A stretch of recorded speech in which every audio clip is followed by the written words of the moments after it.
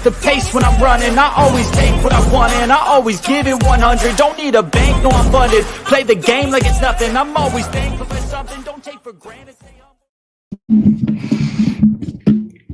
Yes, people, welcome to LRFC. Please do me a favor, hit that subscription button, notification button, like button, all that good stuff. Yes, it says a transfer. We're going to be talking about transfer for Liverpool Football Club, of course. There's a few players that I put up there, which is Zubimendi, Chouamini from Real Madrid, and this new kid called Marmoush. Yeah. So I want to talk about them three and why they are linked to Liverpool Football Club. And but before that, we're just going to talk about the Champions League. Arsenal lost again, as they always do. Let me check if the microphone is working. 1 second, people. Yeah, Arsenal lost again against Inter Milan. Uproar everywhere. Their fan base is, going crazy at the moment. They're not happy with what they see. Nobody's going to feel sorry for teams like that, especially the way they've been behaving recently. They think they're better than what they are and, taking the piss out of a lot of us.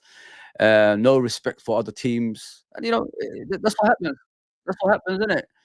You disrespect everybody, you get it back tenfold. That's what's happened to them. And I'm enjoying it. I'm really enjoying, Arsenal's downfall, and I hope it continues. There was a space on Twitter yesterday, or this morning you could call it. There was Man United fans, Man City fans, and Arsenal fans in there. They were discussing, Liverpool's rise to power at the moment, and how they don't want Liverpool to win. Someone was actually backing the team in regards to us, challenging for the title this season, and some Man United fans weren't having it. And Arsenal fans were saying, "Man, I can't stand Liverpool."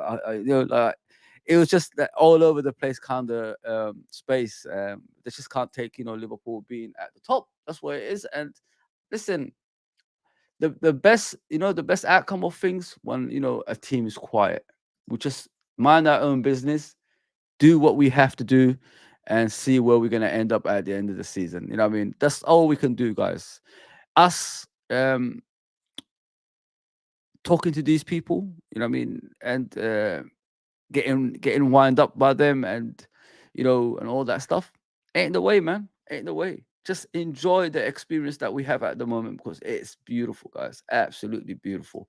I'll put a poll up there. What do you guys think of this new format compared to the old one? Because this new format looks like something any team can, qualify, and any team can actually compete. The old format, you already know who's going to qualify for the group stages. I'm gonna start learning about it as time goes on, because I want to know what this Champions League is all about. And you can see, the smaller teams are up, higher in the table. Some of the bigger teams are at the bottom of the table. It's interesting. It's very interesting, guys. I'm not opposed to it. I'm not for it either. I'm just in the middle. I just want to see how it goes, this new format of the Champions League, and what we can look forward to in the future as well. But so far, so good, man. It's, of course, I'm not saying that just because Liverpool is playing well. It's because the smaller teams are doing pretty well as well. So I want to go to AFTV on Twitter. Yeah, I want to listen to Robbie, because Robbie is having a rant. You know what I mean? Don Robbie, that is. You know what I mean? You're only a Don when people call you a Don. You don't put yourself as a Don. Do you get what I'm saying, people? Okay. Just a reminder there. You can't be a Don if you haven't been given that title by people. Let's go. Yeah, so let's listen to him. It's not even that long. It's only a minute long. Yeah, he's having a rant. So let's listen to him. I don't care what anybody says here. This new format of a competition, this new NFL style, NBA style, because that's what it is. Let's face it, I've given it a chance, right? Well, when we was warning people about, the Premier League in regards to everything looks like American, you know what I mean? And people told me, yeah, just shut up. Don't say anything, man, because, you don't know what you're talking about. Now, because things are going against these teams, they are actually, crying about it, which I don't understand. Before, when you was winning, you wasn't crying. But now you're losing, you're crying. It's madness. It's absolute madness. But I want to go through the Arsenal rants as we go along with this as well. Me, I tried to be fair. When the new format came out, I said to myself, you know what? It looks to me like they're doing this for money. They're doing this because they want to get more. Every sport is about money, Robbie. It's not just one sport. Every sport is about money nowadays. Every sport is a business. And I don't know where you're going to go with this, but I haven't watched this. Let's continue. Games in for TV. But you know what? I'm not that guy that as soon as something new comes in, I just slag it off. Let me give it a chance. This is crap. Why can't we play Inter Milan now back at the Emirates? But we have a home fixture. We have home fixtures as well. Hang on a second. First of all, yeah, you're talking about playing at home. You already knew what the format was before it started. Why are you crying about it when you're starting to lose? I don't understand these people. Why didn't you say this in the beginning before the competition started? Why are you saying it now?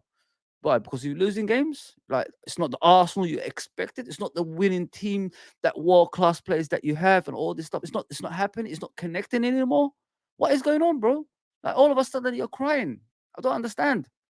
You do this stuff like we all do, the real football fans. We complain about things in the beginning, not during the season and when my team starts losing. Come on, bro, man. You're better than that. You're better than that, Robbie. Hear me out now. Wouldn't everybody here, after tonight, want to play them back at the Emirates now to say, right, you beat us 1-0 here, but let's get you back and see what's thing. But PSG would want to feel that when they played us.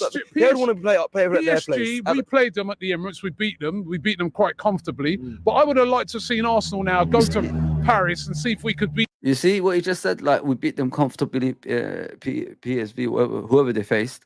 But that's what confuses me. Were you saying this when you was facing PSV? I don't think so. So you're only saying this when you lose to Inter Milan, so the Inter Milan fans can, joke about you and, can banter you, all this stuff, like, in general. That's what this is the frustration. This is where it's coming from, guys. It's not just about losing. It's because you're going to the San Siro and losing to Inter Milan. Liverpool went to the San Siro and beat AC Milan, who in turn beat Real Madrid the other day. So, when you see things like this, your rivalries are going comfortably into places and winning games and all that stuff. It frustrates you. So this is a frustration from the Arsenal fans. I'm enjoying it, man, because we was hearing the best in the world. We was hearing unstoppables, new invisibles, the future invisibles, and all this stuff. And this is what they always hold on to. But no one knows you in Europe, man. You've got no bloody identity in Europe because you've never won it. But continue, though. Beat them in the return leg. What's this rubbish that we're doing now? Madness, man, madness. I swear to God, it's absolute madness. I don't know what that is, but yeah. I want to watch some more. I want to watch some more and see what they say. I like watching this stuff. They play their football. It's not. I can see how they drive, and I can see how they play. I can see how they drive. With Inter Milan, what people misunderstand with Inter Milan's game is they had a game plan. They put all their best players on the bench, and they put the players that's more defensive minded on the pitch. Let me give you an example. If you watch Liverpool and Nottingham Forest, how did Nottingham Forest beat Liverpool? They put all their flair players on the bench, and they put their defensive players in the starting lineup. So what I'm trying to get at is, as the game goes on, you keep it tight, you keep it tight, you keep it tight. It gets to the last 15 to 10 minutes of the game. Then you bring on your flair players. Your flair players, go against tired players, and all of a sudden they score a goal. Then you keep that goal.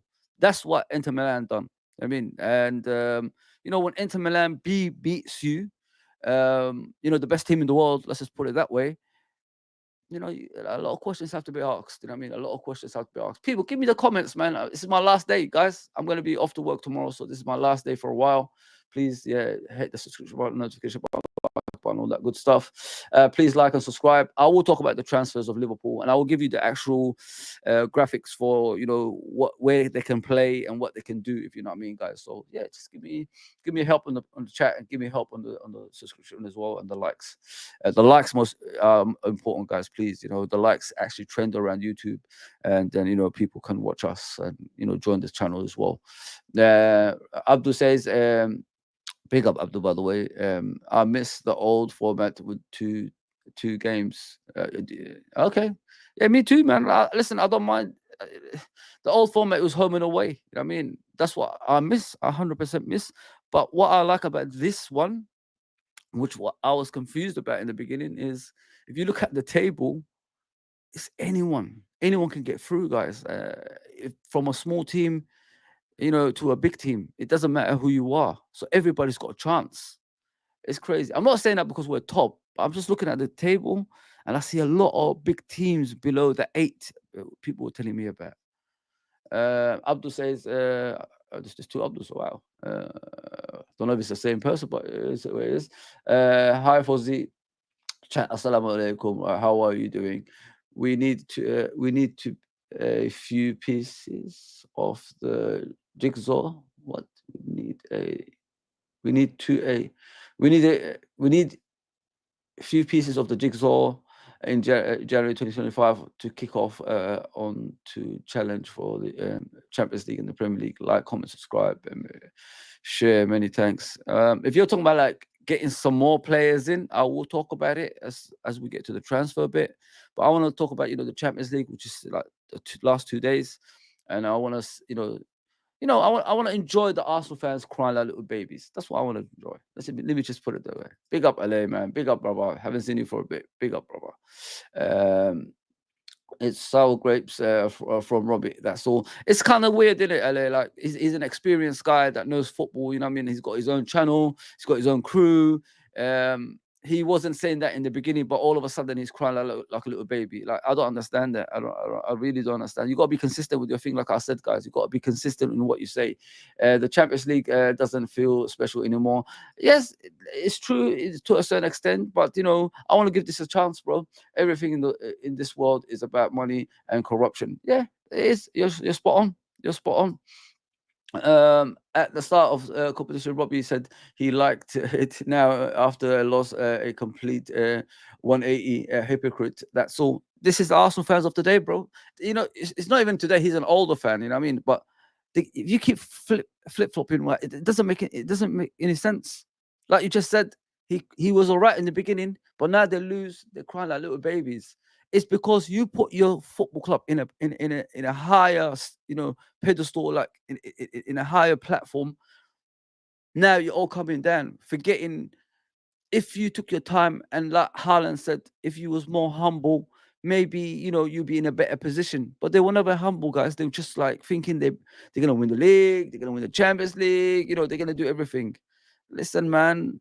If you're cocky, things hit you like this, and you're gonna start crying like a little baby. That's what's happening to them. They got too cocky, Arsenal, too cocky, and now justice for football, as I call it.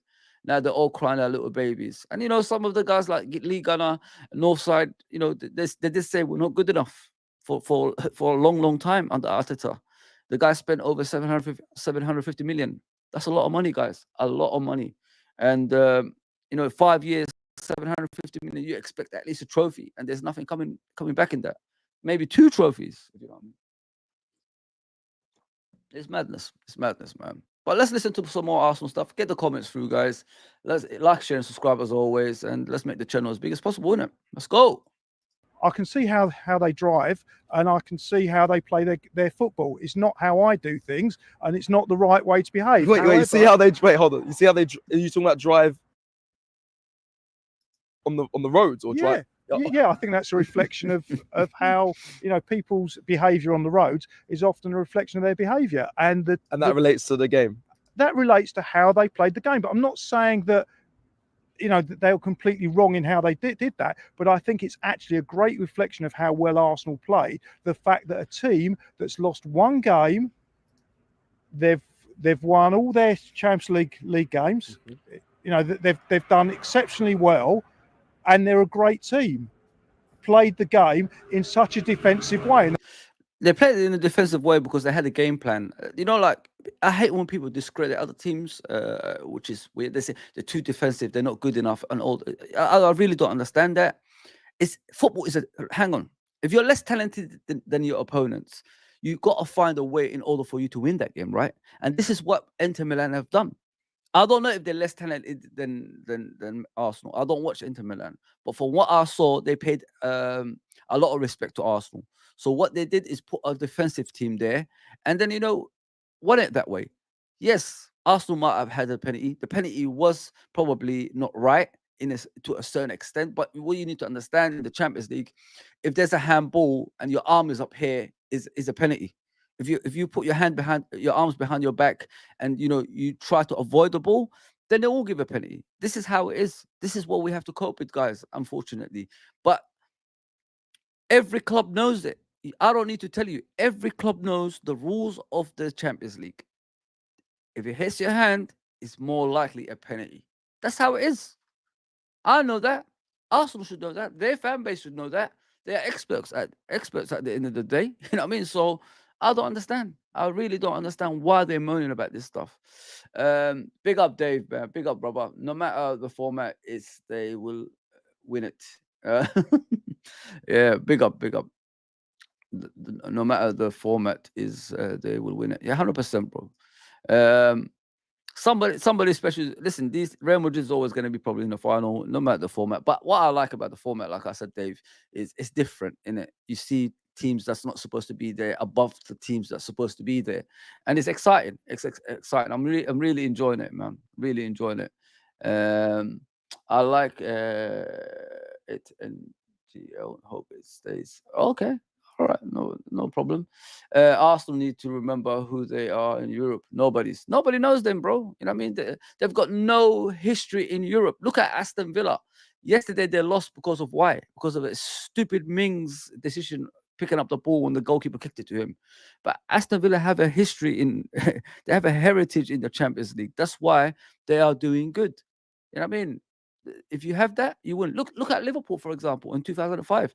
That team that won in 2005 wouldn't be any team in the history of the game. Come on, look at the players that we had. But why did we do it? Because we know the game, the competition. We know what it's all about. The players around the club, the players, at the time around the club, the players, off the pitch, ex-players, who are encouraging the players that are going to be playing the AC Milan team. That's what it is. 3-0 down and we come back and beat them by own penalties. 3-3 penalties. I mean, it's heritage. Heritage counts. People don't understand that. That's why it took a long time for the likes of Man City and Chelsea to win it. They splashed all that cash for years and years and years and years, and they couldn't win it. Because why?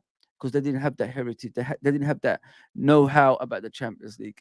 They didn't have those players around them that could feed them information, if you know what I mean, on a regular basis. This is what it takes, man. And Arsenal don't have that. The funniest thing is, like Chelsea is their rivals, right? And they've won it. I mean, they've won it. That's twice, not even once, twice.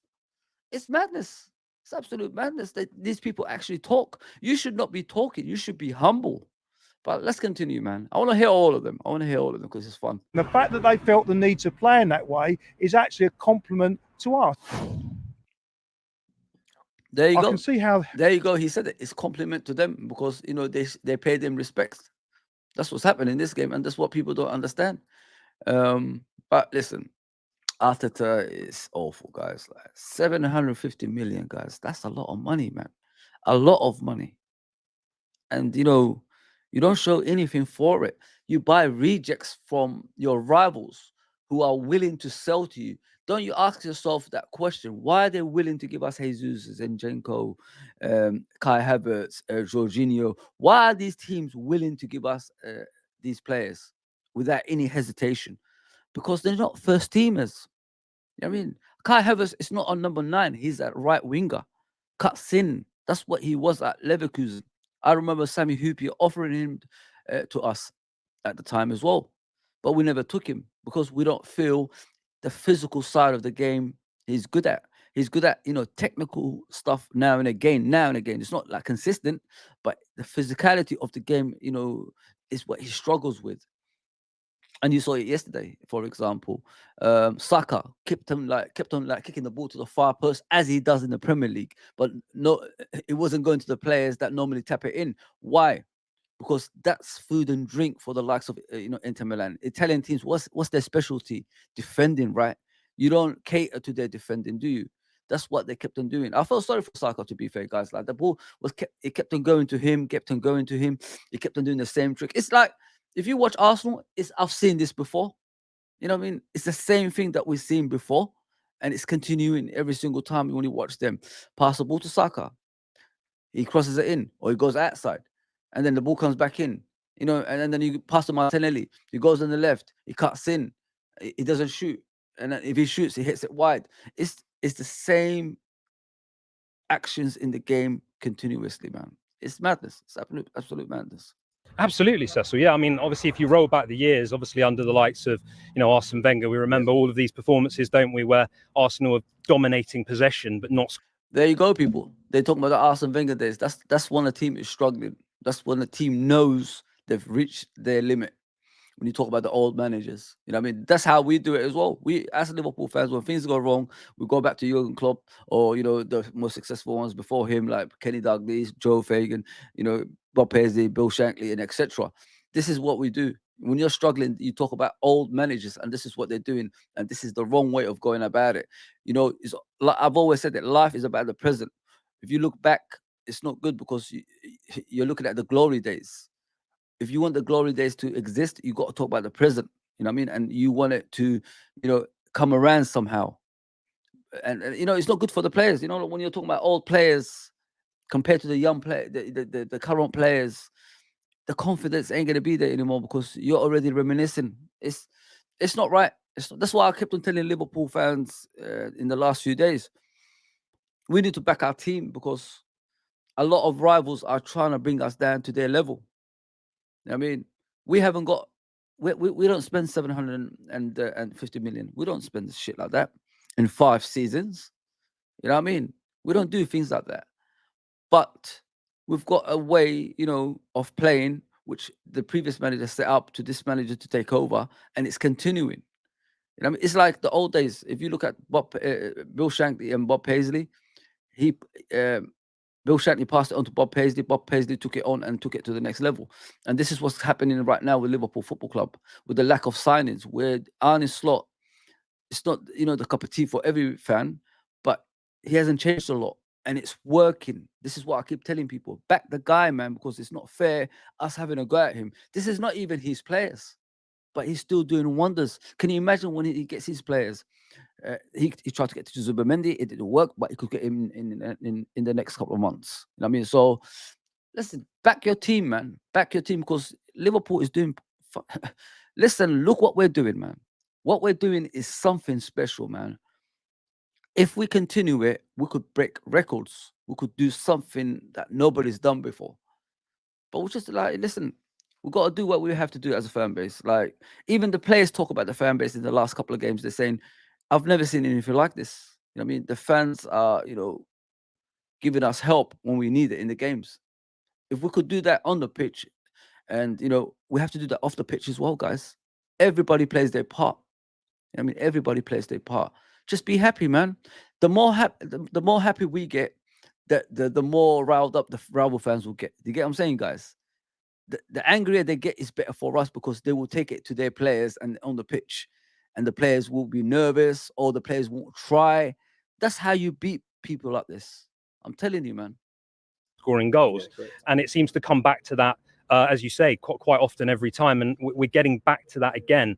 And it adds salt to the wounds when you see Victor Gyökeres scoring a hat-trick last night against Manchester City. Ooh. That's, quite painful. I said, before the transfer window ended, that we really needed a number 9. Now, some people very fairly say, well, who do you get? And obviously, Man United have had some troubles with their signings as well. So, it doesn't always work out. But, Havertz has done brilliantly. But is he the fox in the box to punter? The thing is with Arsenal, like, considering like you got to look at the way they play. Would the number 9 suit it, or do they need a number 10 that turns into a number 9 that can complement the passing abilities around the pitch? Because they've got Saka scoring goals, they've got Trossard, Martinelli scoring goals, Odegaard, players like that scoring goals.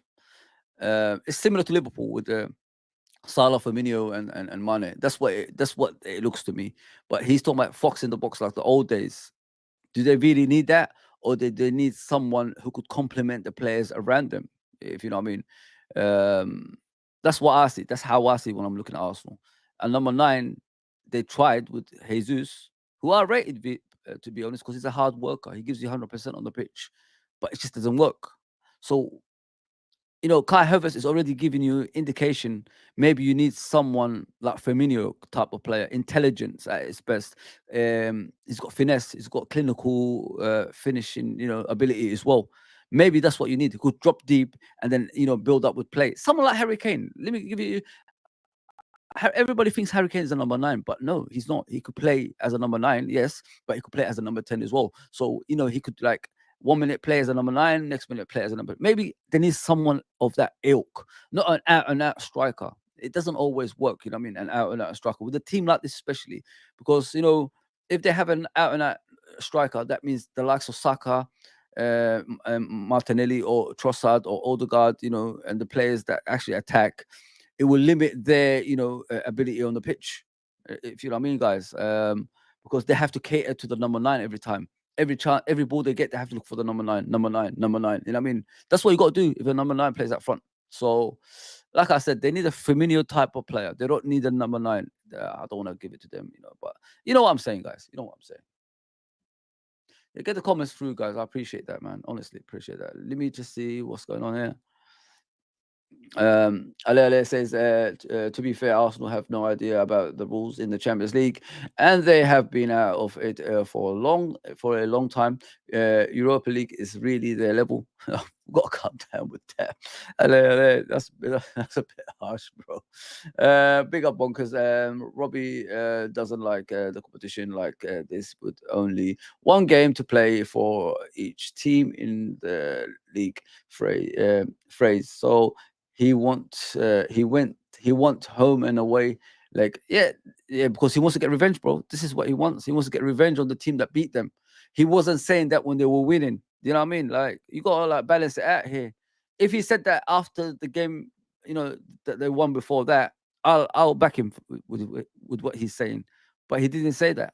He only said that when he lost. So now he wants revenge on Inter Milan. Like I said, it's disrupts. It really disrupts them when Liverpool beat AC Milan in that stadium with ease, and then AC Milan end up beating Real Madrid. You know what I mean? It really hurts. You don't understand, guys. Rival fans always look at their rivals. That's what they do. They don't really look at the bigger picture, which is just looking at your team and improving your team. They look at Liverpool. They look at Man United. They look at Man City. You know, Chelsea. That's what they look at. This is their focus. I mean, they're hurt because Liverpool have done damage to AC Milan. That's what it is. And they can't do that at the San Siro. And we've got this over them. They don't like that. They don't like that. The only trophy Arsenal is likely to win is the Dog of the Year show. Crofts, big up, win the dog. Man, if they're gonna, I don't think they're gonna win anything, bro. They're not gonna. Big up John Conway as always, bro. I don't think Arteta's got the mentality of a winner, bro. Like, he's learning on the job. I mean, if I was him, if this was my first job, I wouldn't like do what I'm doing right now. I wouldn't give the outsiders and the insiders the excuse to get criticized, if you know what I mean. So I will build slowly, you know, learn the job in a certain way, of how to win the trophies first, like win the FA Cup, win the League Cup, you know, slowly pick up. That's what I would have done if I was him, because he's never managed a team before. So spending over 750 million in 5 years, that's crazy, guys. That's unacceptable, man. You can't do that, man. You can't do that. And now every fan at that football club has got the excuse to have a go at him. I'm telling you, guys. I'm telling you, man. And everybody outside that too. Term that we need someone that's going to actually get on the end of stuff and actually score a goal in an important moment. And it seems like we're lacking that a little bit at the moment. I don't believe that, but absolutely, it is what it is. I mean, if their fan base thinks that that's what you got to do, it's what you got to do, then, isn't it? But it won't get better. Trust me, man. They took the wrong direction, you know. They talked about this as well, guys. Like, as far as I'm aware, when I saw the punch, I think what people misunderstand is they think that this is what he did. He just punched him. I think he punched the ball first, then he came through Moreno and hit him. That's what happened. It's an after effect, if you know what I mean. After shot. Like when he punched the ball, he punched the guy. You know what I mean? That's what happened. So it is what it is. You can't keep moaning every single time about it. You know what I mean? You got to move on, man. You know, like when you stand still and keep moaning about the same thing again and again, it gets boring, bro. This is what I mean about Arsenal fans. They're always talking about the referees now. What did they tell us when we got screwed over at Spurs away last season? Oh, just keep quiet, man. You talk about it too much. Let it go. We got cheated from an actual goal. And you're telling me to keep quiet? Oh, madness. We were not good enough today, and questions need to be asked to Arteta in terms of some of the subs that happened. I think Jesus was, he came on and it was a bright spark. But one of the things, going back to the Odegaard role, is it's not just what he gives us on the ball; it's what he gives us off the ball. Yeah. So one of his roles is to lead the press. And if he's not leading the press with the same intensity, Trossard doesn't play with the same intensity that Odegaard does. And therefore you kind of lose that sense off the ball, where again you look at. I honestly think that the fan base of Arsenal are harsh on Trossard. He's doing what he can. He can't do a dribbling past 5-6 players. He's a goal scoring midfielder. That's all he is. He hasn't got the talents of everybody else. You know what I mean? So his specialty is just getting in the box and getting at the end of the ball. That's what it is. That's all he can do for you guys. If you're looking for a next Martinelli that can dribble past players and all that stuff, he's not that player. You know what I mean? And you're trying to play him as a number 10 is hurting your team because he's not a number 10. He's more of a winger that cuts in. Let me give you an example who he reminds me of when I look at Trossard. Ljungberg. They used to have that guy with the mohawk back in the day, the Swedish player. Ljungberg. That's who Trossard is. You only know with Ljungberg, you know his limits. That's all you knew. It's goal scoring, getting into the box late, and scoring goals. That's what it is. That's what Ljungberg had. You know what I mean? And you didn't really complain about his ability because the abilities of Thierry Henry, Dennis Bergkamp, Pires, and the rocks of Vieira in midfield. That hid the rest of his game. If you know what I mean. So that's who Trossard is. He's not a Salah. He's not a Mane. He's not a Martinelli or Saka that can get past players. He's different. He's like a midfielder that can get into the box and score goals. That's all he is. You know what I mean? And that is a special thing to have as a player as well. But yeah, I think they're asking too much from Trossard. I feel sorry for him now. You know what I mean? Wrong team, innit? Wrong team. You can pin teams and you can kind of push them back, and then you can be a bit more aggressive with your press, because you don't get that from Trossard. So it's frustrating. Like when people talk about aggression in football, it counts, guys. It really counts, man. Because if you look at the best teams that ever existed, including Man City, what's their best attributes? It's aggression, isn't it? That's what you need. Rodri, what does he offer you? Fernandinho, what did he offer you? You know what I mean? And Gareth Barry, what did he offer you? All these guys were aggressive. If you look at AC Milan back in the day, what was their specialty? Gattuso, Albertini, you know what I mean? Players like that. Desailly, when he used to be a midfielder for AC Milan. What was the best for Barcelona? Busquets, you know what I mean? And Xavi's and all that stuff. You need aggression in your team in order for you to put the fear into your opponents. If you're playing nice football, it ain't going to always work. I'm sorry. Even, like I said, even the Barcelona team that played the best football probably in history of club football, had aggressive players. And it works. You know what I mean? Liverpool's greatest teams, we had aggressive players. That's why we were so successful. And this is something that's I think of the past nowadays. They're trying to make Rice to an aggressive player, but he's not an aggressive player. I mean, you're trying to turn him into Steven Gerrard, but he's not a Steven Gerrard. You know what I mean? He's a defender that's playing in midfield. That's what Rice is. All he offers you is the wall before the ball goes behind you. That's all he offers you. There's no ball talent or anything like that with Rice. What you need, man. Partey, guys, he looks about 100 years old, man. I don't really rate him, but if you're playing double pivot midfielders like Rice and Partey, you expect to keep clean sheets, and they're no longer keeping clean sheets now, man. Yeah, let's continue though. We're going for the title, and we've got our main striker playing fullback for his national team. You're coming in trying to win a title, and you've got your main striker, your main quality player, who's on your highest wage of the year, highest wages,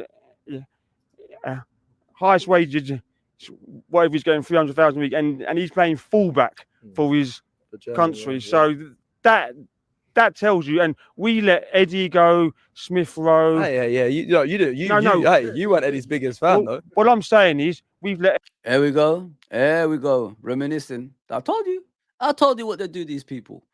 They wanted those players to leave. All of a sudden, they want them to stay. Like, come on, man. When things go wrong, this is the way people talk. I mean, it's crazy. It's absolutely crazy. They never gave that Eddie Nketiah any chance to, become the player that they want him to be. I mean, they wanted him out years ago. It wasn't just last season. He offered something different. He offered a target, man. He offered pace. I mean, if you get that all together, maybe he would have got more goals. And he was, that kind of player that comes in deep and collects the ball as well, as I was alluding to about Firmino. They had this, but now you're asking him, you're asking about him. Like, what is going on? What is going on, man? It's madness, absolute madness. Eddie go, Smith Rowe, and Smith Rowe, that kid, they gave him the number 10 shirt, and they gave him more money. So the number 10 shirt, and then and all of a sudden he's sitting on the bench for season in and season out. Like, you can't even get high five from his fellow players. They didn't even give him that respect. Now you're asking about them. Get lost, man. They're all mad. I'm telling you, they can't win the league, guys. They can't, man. The Arteta train is starting to derail with their shit performances, and we are slowly getting our Arsenal back, and I love it. Yes, bro. Yes. Big up, AK. Big up. Man, this stuff. Yeah, it is what it is. But let's continue. Let them reminisce with the players they let go that they didn't want in the first place. Now all of a sudden you want them back. Dumbass fans, man. Yeah. You weren't Eddie's biggest fan, though. What I'm saying is, we've let Eddie, Smith Rowe, and the rest go. Vieira, we have not replaced them.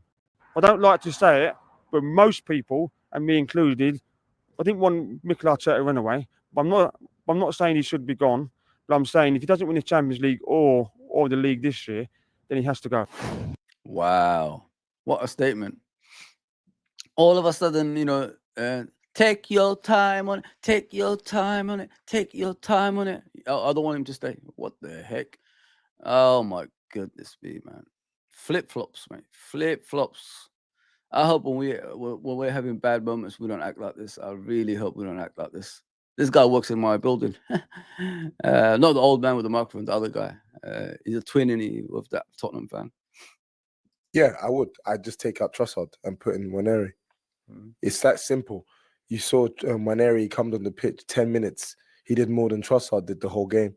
Gets the ball. He wants the ball. Demands it. He's not fazed by playing that San Siro away. He's not fazed by playing that White Hart Lane away. He's 17, but he demands it. Like, he likes to get the ball, go on the turn, beat his man. He did that. He actually reminds me a lot of Foden when Foden burst onto the scene. Wow. And you saw Pep was always happy to give him minutes. I don't know, playing that. What are they talking about? Is it that kid? You saw Waneri comes on the pitch 10 minutes. He did more than Trossard did the whole game. Waneri gets the ball. He wants the ball, demands it. He's not fazed by playing that San Siro away. He's not fazed by playing that White Hart Lane away. He's 17, but he demands it. Like, he likes to get the ball, go on the turn, beat his man. He did that. But the thing is, he's just a kid. You know what I mean? Okay, he's doing that right now. But what about when teams find him out and he can't do that anymore? You know what I mean? Like, you got to nurture the player. You bring him on gradually. You don't really push him out there for the world to put pressure on him. You know what I mean? You're saying you're competing for a title, but not to the detriment of the youngsters that's coming through. You know what I mean? So give the guy time. Don't throw him into the starting lineup, and then eventually, the fan base that wrecks everybody will turn on him. He's not good enough. Get rid of him. Let the kid learn it. I like the way he came on the other day. To be fair, Waneri, I thought it was good the way he cut in and almost hit a top corner. It's just with confidence. You know what I mean? is that with experience, he'll be better at that, in my opinion. He cut through, and then he took on a couple of players, and then he tried to hit the top corner, but hit it over the crossbar. What he should have done is leant over the ball and hit it, straight at the goal, instead of like trying to put too much power into it. But I could see potential in that kid, man. But with time, he'll get better. But pushing him right now is too early, man. It's too early. People need to calm down. He actually reminds me a lot of Foden when Foden burst onto the scene, and you saw Pep was always happy to give him minutes. I don't know.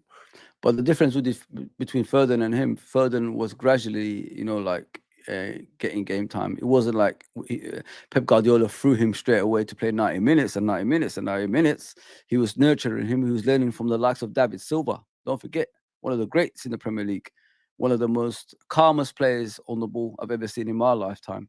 You know what I mean? So when you're learning from players like that, your game builds up. It's like what we was discussing about Kelleher and Alisson.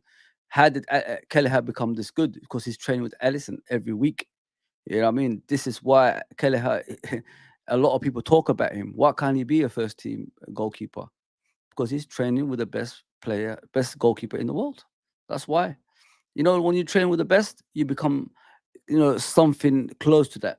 And that's why I've always said, buy quality players. Don't buy these deadbeat players that's never gonna, make it at your football club. I don't know what world Arteta's living in where he thinks, because I don't think he's ready. He's not ready. Strange to me. With Arsenal, the issue they have is they changed from what they were before, which is like a possession team, and now they want to become a defensive team. It's that identity. I don't think Arteta has that formations that other managers have. Hence why I said he's learning on the job. That's what's happening to Arteta. I mean, he's been there for 5 years, but what's his background before that? He's an assistant. You know what I mean? So look at Pep Linders at Salzburg. Apparently, they're going to get rid of him. And what did I say about Pep Linders? I said that he's not a manager. He's a assistant. You know what I mean? The problem we had with Pep Linders is we always seen his face. We're always seeing him do press conferences. Now we've got an assistant for Slot. I don't even know his name, but we knew Pep Linders. Even Bubic, we didn't know who he was. We just know he was the brain. That is it. That's what I'm trying to say. Like, some people are just made to be assistants, but with Arteta, he should have took his time. You know what I mean? And I'm talking about the Arsenal job. He should have took his time. Don't spend too much. Just build gradually, and then you work your way to the top. Because there's always going to be a time Pep Guardiola and Klopp was going to leave. Klopp is gone. Now I'm expecting Pep Guardiola to leave. Because I'm looking at Pep Guardiola in the sidelines nowadays. He doesn't look like the Pep Guardiola that we know. He looks like a different Pep Guardiola. He looks like a Pep Guardiola that don't want to be there anymore. You know what I mean? He's reached his limit. And I'm expecting him probably in the summer to say his goodbyes as well. I don't think Pep Guardiola is going to stay here anymore. When the appetite goes back, goes away, it's not the same anymore. You haven't got that competition around you like Klopp gave you. Like he said, Klopp got the best out of me. I don't think the likes of Arteta can get the best out of Pep Guardiola. Mind you, like I say every single time, this is the worst Man City team I've ever seen in my life. You know what I mean? But Arsenal are not taking advantage of that. We're keeping hearing Arsenal is a world-class team. But why aren't you beating Man City to the title for 2 seasons then? And you're not facing, those players I said in the past, like Yaya Torres, like David Silvers. You're just facing a defensive Man City team, who are full of defenders who are playing midfield. You know what I mean? Liverpool have done the damage already on them. And they can't buy any players because they're in court right now. The more money they're spending, the more questions they're going to be asked, so they can't really buy. So, yeah. There's no excuse for Arsenal, guys. They keep bragging about their football club being this, being that, being this and being that, but they've got nothing to show for it. They have to start showing now, man. No more excuses. No more excuses, man. This is the worst Man City team I've seen. And now people are mentioning the same thing I'm saying. Why are you mentioning it now? I mean, look at Man City losing to Sporting. When did you ever see Man City go to Portugal and lose to teams like that? Come on, man. And not only that, it was Sporting actually deserved that win. They actually deserved that win. Positive is, for me today, was the performance. I thought defensively we looked good. That was chalk and cheese from Newcastle. You know what I mean? And I'll be really brutal about it. They're a better team than Newcastle. When we've put on a better show today, I think we was better than their performance against Bournemouth. So there were little pluses today. I felt like I felt also, the Martinelli played a lot better today. Which was a good thing for us. I felt that Thomas Partey was very, very good in the midfield again.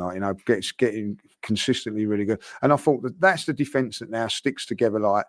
You know what Arsenal are missing, guys? And I keep hearing about Thomas Partey and Rice and all these guys, Moreno. Where is the attacking midfielder / central midfield? Like someone that's going to give you goals as well as, protect that midfield some way, somehow. Keep possession better. That's what they need.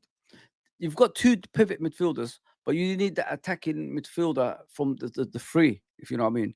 And they don't have that from what I can see. So buying Moreno, was Moreno that player that's going to score goals from midfield? I don't think so. He doesn't look like that type. I think he looks more like them two, like Rice and Partey. That's what I'm trying to say.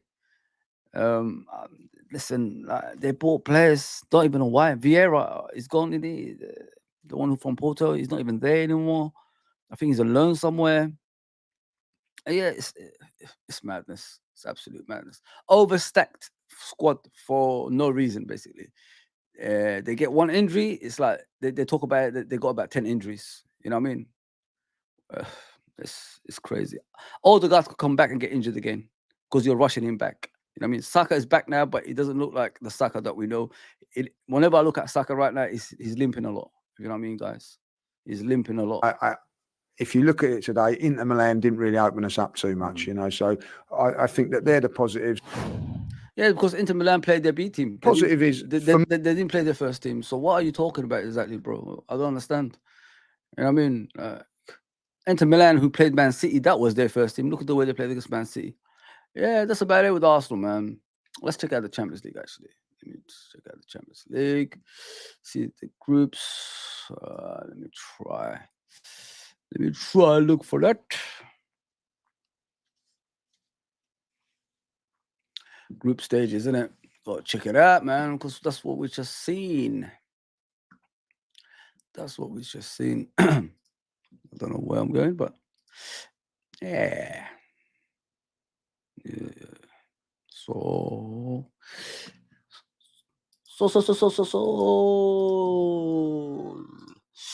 yeah, let's go. Nah, it's not the one. Yeah, it's too much, crybabies around Arsenal, man. I can't believe Robbie. I'm disappointed, man. I met that guy. Nice guy. But disappointed. Let's start with Tuesday, as everybody knows. Those are the results. PSV, 4-0 winners. Dynamo, 4-1 winners over here. AC Milan winning by 3-1. Liverpool winning by 4-0.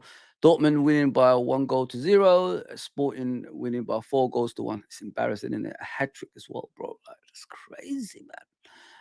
Lille and Juventus 1-1. Celtic got a win finally. Monaco won by 1-0. And this was yesterday. Aston Villa. I just can't believe Mings, guys. I don't know what he's thinking.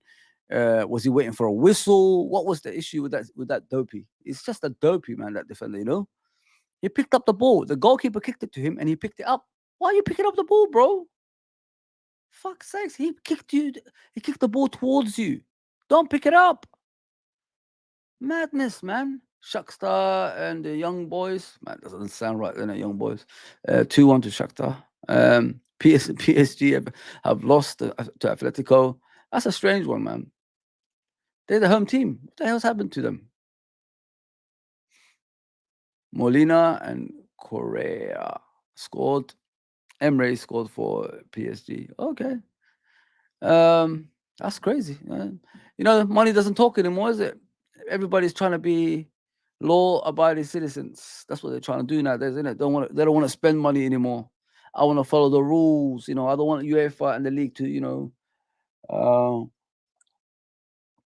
expose my cheating ways, if you know what I mean, guys. That's what it is.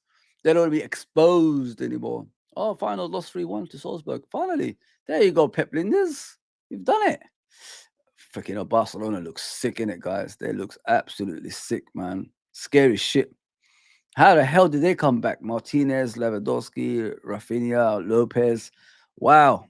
Wow. Goodness me. Scary shit, you know? It's like they're back. Goodness gracious me. Yeah, Barcelona is a threat, guys. I'm telling you. Barcelona is a threat. Brest have won. Brest have won about 2-1. Wow. Not bad at all. Not bad at all. Yeah, the name is a bit weird, but you know. Stuttgart lost at Atlanta at home. Whew, I think it's a Lookman scored, isn't it? He's in the Ballon d'Or list, Lookman. And Bayern Munich won by 1-0 at home against Benfica. Oh my goodness me. It's crazy, isn't it? Let's check out the table, man. Doesn't that table look great, people? Doesn't it look sweet? Wow.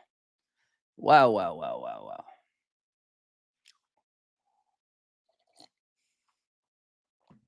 Sporting is, you know, the Man United manager is next to us, man. We need to, you know, step on his head as we're doing right there. 12 points from 4 games. Not bad at all, is it? Not bad at all. 4 wins out of 4. No losses. 1 goal conceded.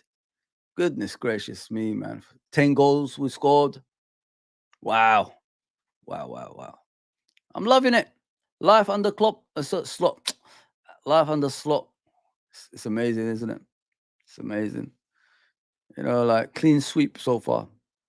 Just got to keep it going, innit? Just got to keep it going. I think we're through now. We just have to, you know, the next couple of games in the Champions League or next game or so, just, you know, give other people opportunity to play and don't, you know, understrength the team too much. Just, you know, just play the, you know, some of the players that's not in the, like Harvey Elliott should be back very soon. Big up, Gene. Much respect, Fozzie. Where's the unsure vote on the poll? Why is it why I don't know, where's the unsure vote on the poll? Oh, sorry, I didn't even know. I didn't. Apologies. Respect to you, Gene. Respect to ya. Yeah. So I'm looking at the table. 4 wins out of 4. Clean sweep. We're the only team that did that so far.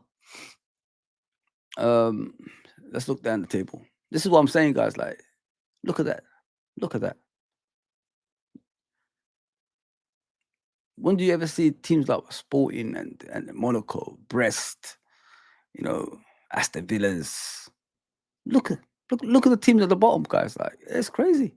It's absolutely crazy. PSG 25th. Wow. All the money you spend and all you show me is 25th. Leipzig, look, they're fighting for the league in Germany. Wow. Lord have mercy. PSV, Atletico, who won yesterday, look where they are.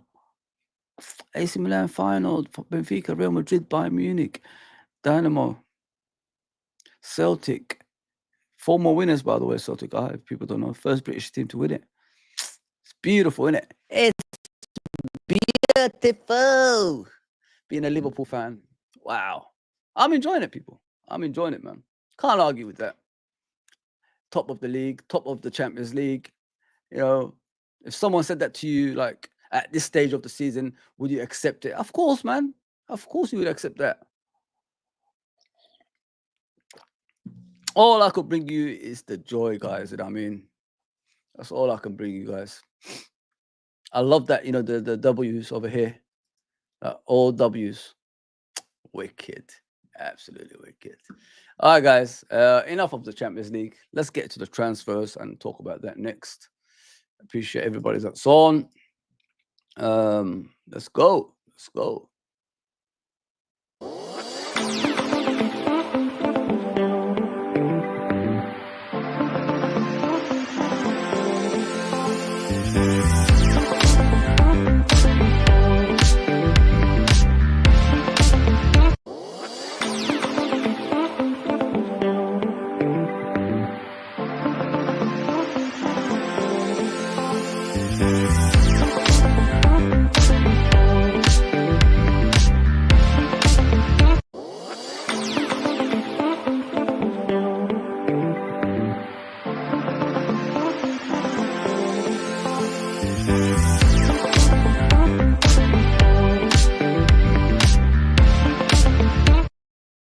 Yes, transfer is here and it's only a couple of months away.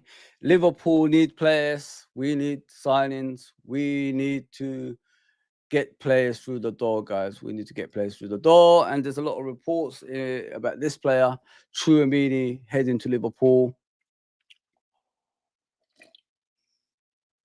What do I think of it? I don't, guys, you know, like sometimes you got to let pride go in it. I know he rejected us to go to Real Madrid. Many would actually. It's not just him. Was I bitter at the time? Yeah, I didn't like it. But when you know you're only a couple of players away, or you know, at least a DM away of competing and winning the title, why do we have to, you know, stop that progression with our pride? You know what I mean? In the modern day football, guys, there's no pride anymore. Like that doesn't exist. Players are not loyal. Even fans are not loyal anymore, as we hear a lot of that. If you know what I mean. So, like, we got to like take it with a pinch of salt, man. We've got to take it with a pinch of salt. And you know, he rejected us once, and now he wants to leave Real Madrid. Why not take Tchouaméni? Why not? What's the problem? I mean, what is the issue for us not to have him at Liverpool Football Club? If you know what I mean, guys, I'll take him. My pride is gone a long time ago in regards to, you know, we don't want these players because of this. We don't want this player because of that. You know what I mean? My pride left a long time ago. I don't really care about things like that anymore. As you can see, guys, there's a lot of reports about that. Which I'm going to bring you. Sorry, I don't know where my other bit's gone. If you want to win league titles, these are the type of players you got to get through the door, guys. I'm sorry, like, I know, like, we want to have that face of, you know, we don't go for players that reject us and all that stuff. But look at this from the transfer news. Liverpool are in talks with Tchouaméni over a potential move with Real Madrid. There you go. The 24-year-old is viewed as an ideal profile for Arne Slot midfield as they look to recruit a defensive midfielder. 60 million euros in order to sell. So it's less than what we actually bid for when we first were after him. I think it was about 80 million, something like that, Liverpool was offering. But 60 million euros is like 50 million pounds, I think. That's what it is. And getting him like for that is a snip. He's only 24. I didn't even know he was that. It was 24. I thought he was older than that. I thought he was 26, 27, something like that. Listen, guys, I'll get him. I'll get him as soon as possible. I don't understand why we got this pride with, you know, we can't sign players because they rejected us. I really don't understand. Look at it this way. If it's gonna get you the league title, why have you got a pride why do you have to have pride for that? You know what I mean? Just get the player through the door.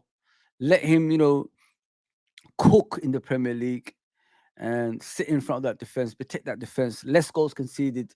Let him pass on to the players that can do damage up front, like Salah, Soboslai, McAllister, Gravenberch, you know, Gakpo, Diaz, Jota, Chiesa, you know, and Nunes as well. So if you got this around the midfield, why not, man? Why do we have to have that, you know, doubts in our heads when we could like get better signing these players? I'll take it, man. I'll honestly take it right now. If he's offered to me, I'll take him. I've got no issues with Tchouaméni coming to Liverpool. I honestly don't, and I don't think you guys should have as well. Look at that, man. 60 million euros for a 24-year-old. It's a bargain in the modern day market as well. Don't forget what Chelsea pays for, you know, Enzo Fernandez, you know, Lavia, and especially Caicedo, over 100 million. You know what I mean? So we don't even need to go into that. If we're a serious club, we've got to sign the best youngsters as well. And he's only 24.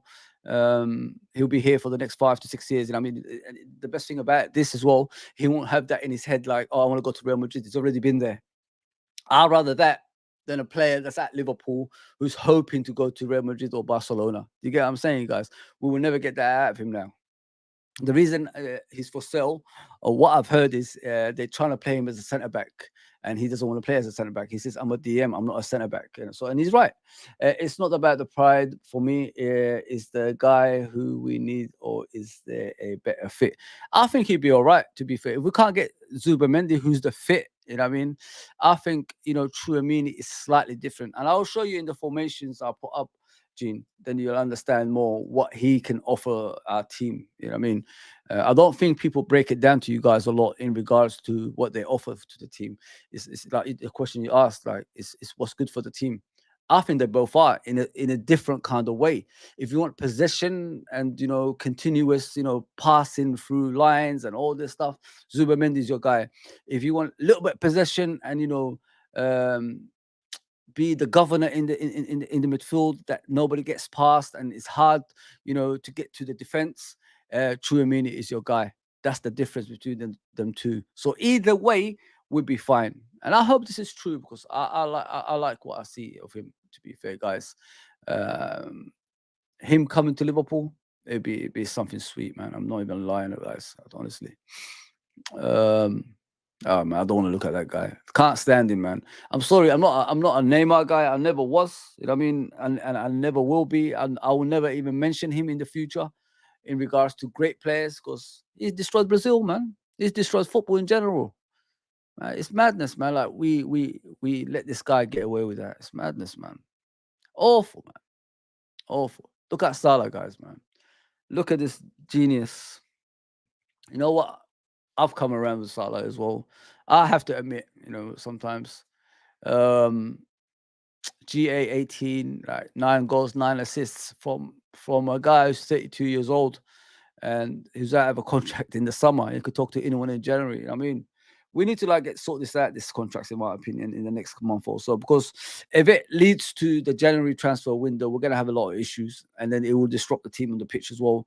Get this over and done with right now, guys. Don't waste any time. I mean, it's too much. I'd rather have less talks about Liverpool than more talks about Liverpool. This is where the rival fans will pounce on things like this. You get what I'm saying, guys? And that's the last thing we should be doing, catering to rival fans to take the piss out of us, to unsettle our players, and all that stuff. We don't want that, man, around our club. We can't have that. We can't have that, guys. We can't have that. So, yeah, with Salah, get this over and done with, and Van Dijk and Trent. I mean, they've done nothing wrong. They've done nothing wrong. It's like I said on my stream yesterday when I was playing EA Sport to Ravi. The issue that we're going to have is, if we're not giving the likes of Van Dijk the contracts that they need, the likes of Van Dijk and Salah, that is, the likes of Trent will sit there and think to himself, when I'm 30 years old, will Michael Edwards and co give me a contract extension? Because look at the way they're treating Salah and Van Dijk. You know what I mean? Look at the way they're treating them. Would I be settled for things like that? Would I sign a contract knowing what potentially can happen to me in the future? We're not putting ourselves in a good place, guys. Honest to God, we're not putting ourselves in a good place, man. And that's something we've got to work on, because I don't want the youngsters watching things like that. This should have been rectified a couple of years ago. Or you give players a long-term contract instead of like the 3 years we keep giving them. Give them 5-year contracts, so when the time comes that you want to get rid of them, you ain't got no excuses, isn't it? They've served, to their 33, 34, let them go. You know what I mean? So when they're about 27, give them their 5-year contract, whatever it is. So you don't have to face things like this. It's not right, guys. It's not right the way we're doing this. It's a disruptive movement into the season. It will disrupt us, and it's not right, man. We're challenging for a title, and we've got this behind the scenes. Come on, man. Come on. It's not good enough. I'm sorry. It's not good enough. And I understand where Trent is coming from. You got to put yourself in his shoes. When he reaches 30, these owners won't want him. You know what I mean? And he can see it. By the way they're treating Salah and Van Dijk, who are at this moment at the peak of their powers. You know what I mean? They are at the peak of their powers, and we're treating them like this, man. It's not right. It's not right, man. All the youngsters are watching this too, not just Trent. All the youngsters are watching this. Yeah, man. I don't like it. I really don't like it, man. I really don't like it, man. I've said it for a while. Like, these things should be rectified earlier. And we don't go into transfer windows in the last week of the transfer window, like wasting time so we can avoid fan base asking about where's the next transfer. That's why they did it, but it backfired. Liverpool thought they already had Zubimendi. You know that, guys. So once they sign him at the end of the transfer window, our fan base won't ask them like, where's the next one? You get what I'm saying? So you waste time, you sign that player, and nobody's going to ask you for any other signings. But if you sign that player early, the fan base will ask, well, we need a centre back, we need a left back, we need an attacker. That's what they didn't want, but it backfired.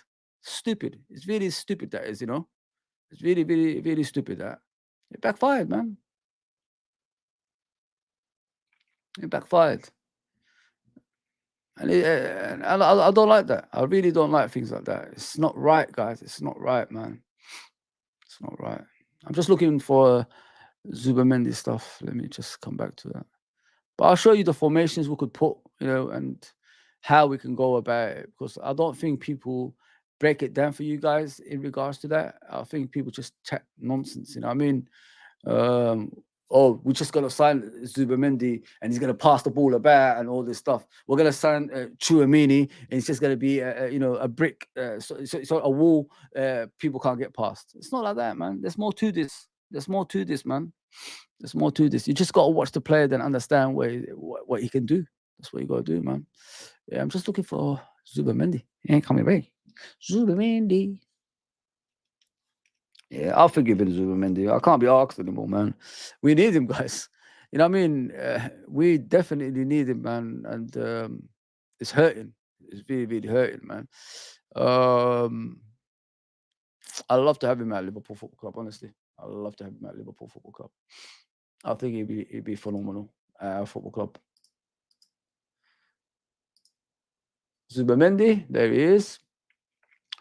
Listen, with him, obviously we had some horrendous moments in the summer with him. But I'm willing to forgive and forget. It really frustrated a lot of us. Some of us were trying to talk about him like he's he needs sex issues and all this stuff. I don't know why people go that far, but we need to forget about things like this. We need to move on.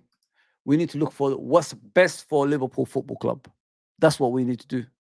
And him becoming a Liverpool player is the best thing for Liverpool Football Club. So big up Cedric as always, man. Big up, brother. Big up Phil. Big up, brother. Big up, guys. All this behind the scenes is not a great advertisement to encourage new players either. Yeah, you're spot on, Gene. That's it, Gene. There you go, Gene. There you go. Imagine players watching this from the outside, where we can't sign players to contracts and all that stuff. Yeah, you're right. You're spot on. Imagine watching this every single time, and thinking about your future. How can you develop as a player and all that stuff? And you see this at our football club. You're spot on. You just hit the nail on the head. You're spot on, Gene. Spot on. Spot on. Man, we need to get rid of that. Like I said about Zubimendi, I've forgotten. I've forgiven. I think he finally realized as well, because he hasn't got the contract that they offered him, and the team is struggling. I think they're about 10th in the league right now. Nothing's improving over there, as you guys know. They haven't signed the right players for that team as well. They let go a few, Moreno to Arsenal, and etc. But there's no adequate replacement for them. They just signed for the sake of signing. You know what I mean, guys? And with Zubimendi, I think he'd be brilliant at Liverpool, guys. I honestly think that. Man. But yeah, I'll chat about him, tactical wise and all that stuff as the show goes on. Let me speak about this kid Liverpool are after, Marmoush. That's how you say his name, I think. Alhamdulillah. I think that's how you say his name. He's good, guys. He's good from what I've seen in it. I'm not gonna sit here and tell you he's a world-class player. He will change our fortunes. But the thing is, with him, he could play. He plays. He plays in the left, but we've got so many that could play in the left. That's the problem. And that's what worries me when I'm looking at him. You know what I mean? He wants to come to Liverpool. He saw his countryman Salah doing what he's doing at Liverpool Football Club, so he wants to do something similar here. He's a flair player. He's a flair player that can dribble. He could take shots from outside the box. He could take set pieces. Well, I've seen him score from a free kick and things like that. He could do a lot of damage, guys. He could do a lot of damage, but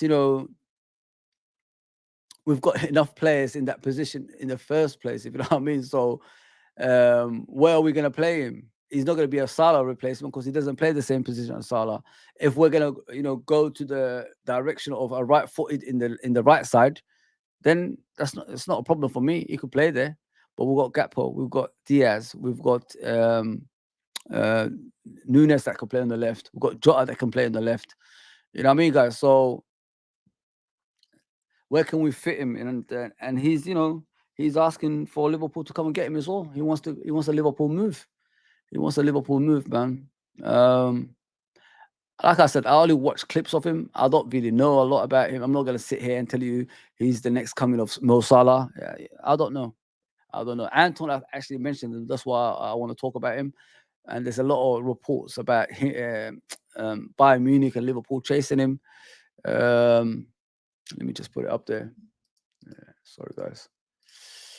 Maybe if I get it on there, then you can see. There you go. Yeah, you can see that, innit? They're saying it's Bayern Munich and Liverpool that want him. Bayern Munich already got a lot of wingers. Why do you need another one, man? Don't be too greedy. Such selfish team that is, man. They make the game boring, don't they? Like, just sign anybody, like, just to make themselves look more stronger. It's not fair, man, to the rest of us. Yeah, Liverpool or Bayern Munich? Question mark. There you go, people. There's a lot of stuff going around. He's very good. He's very good. Look at this shot. Well, no, it's not. I don't know if that's him. I know this is bloody Liverpool Flamengo. Let me look for more. Yeah, this is his celebration as well. He puts the mask on like this. So if you can see that, it says Bayern Munich are engaging in the early talks to acquire Omar Marmoush next summer. Liverpool also has strong interest with the Frankfurt valuing the forward at 50 million euros to 60 million euros. So it's not a bad price as well. It's not a bad price. Let me check his age, actually. How old is he? Marmoush.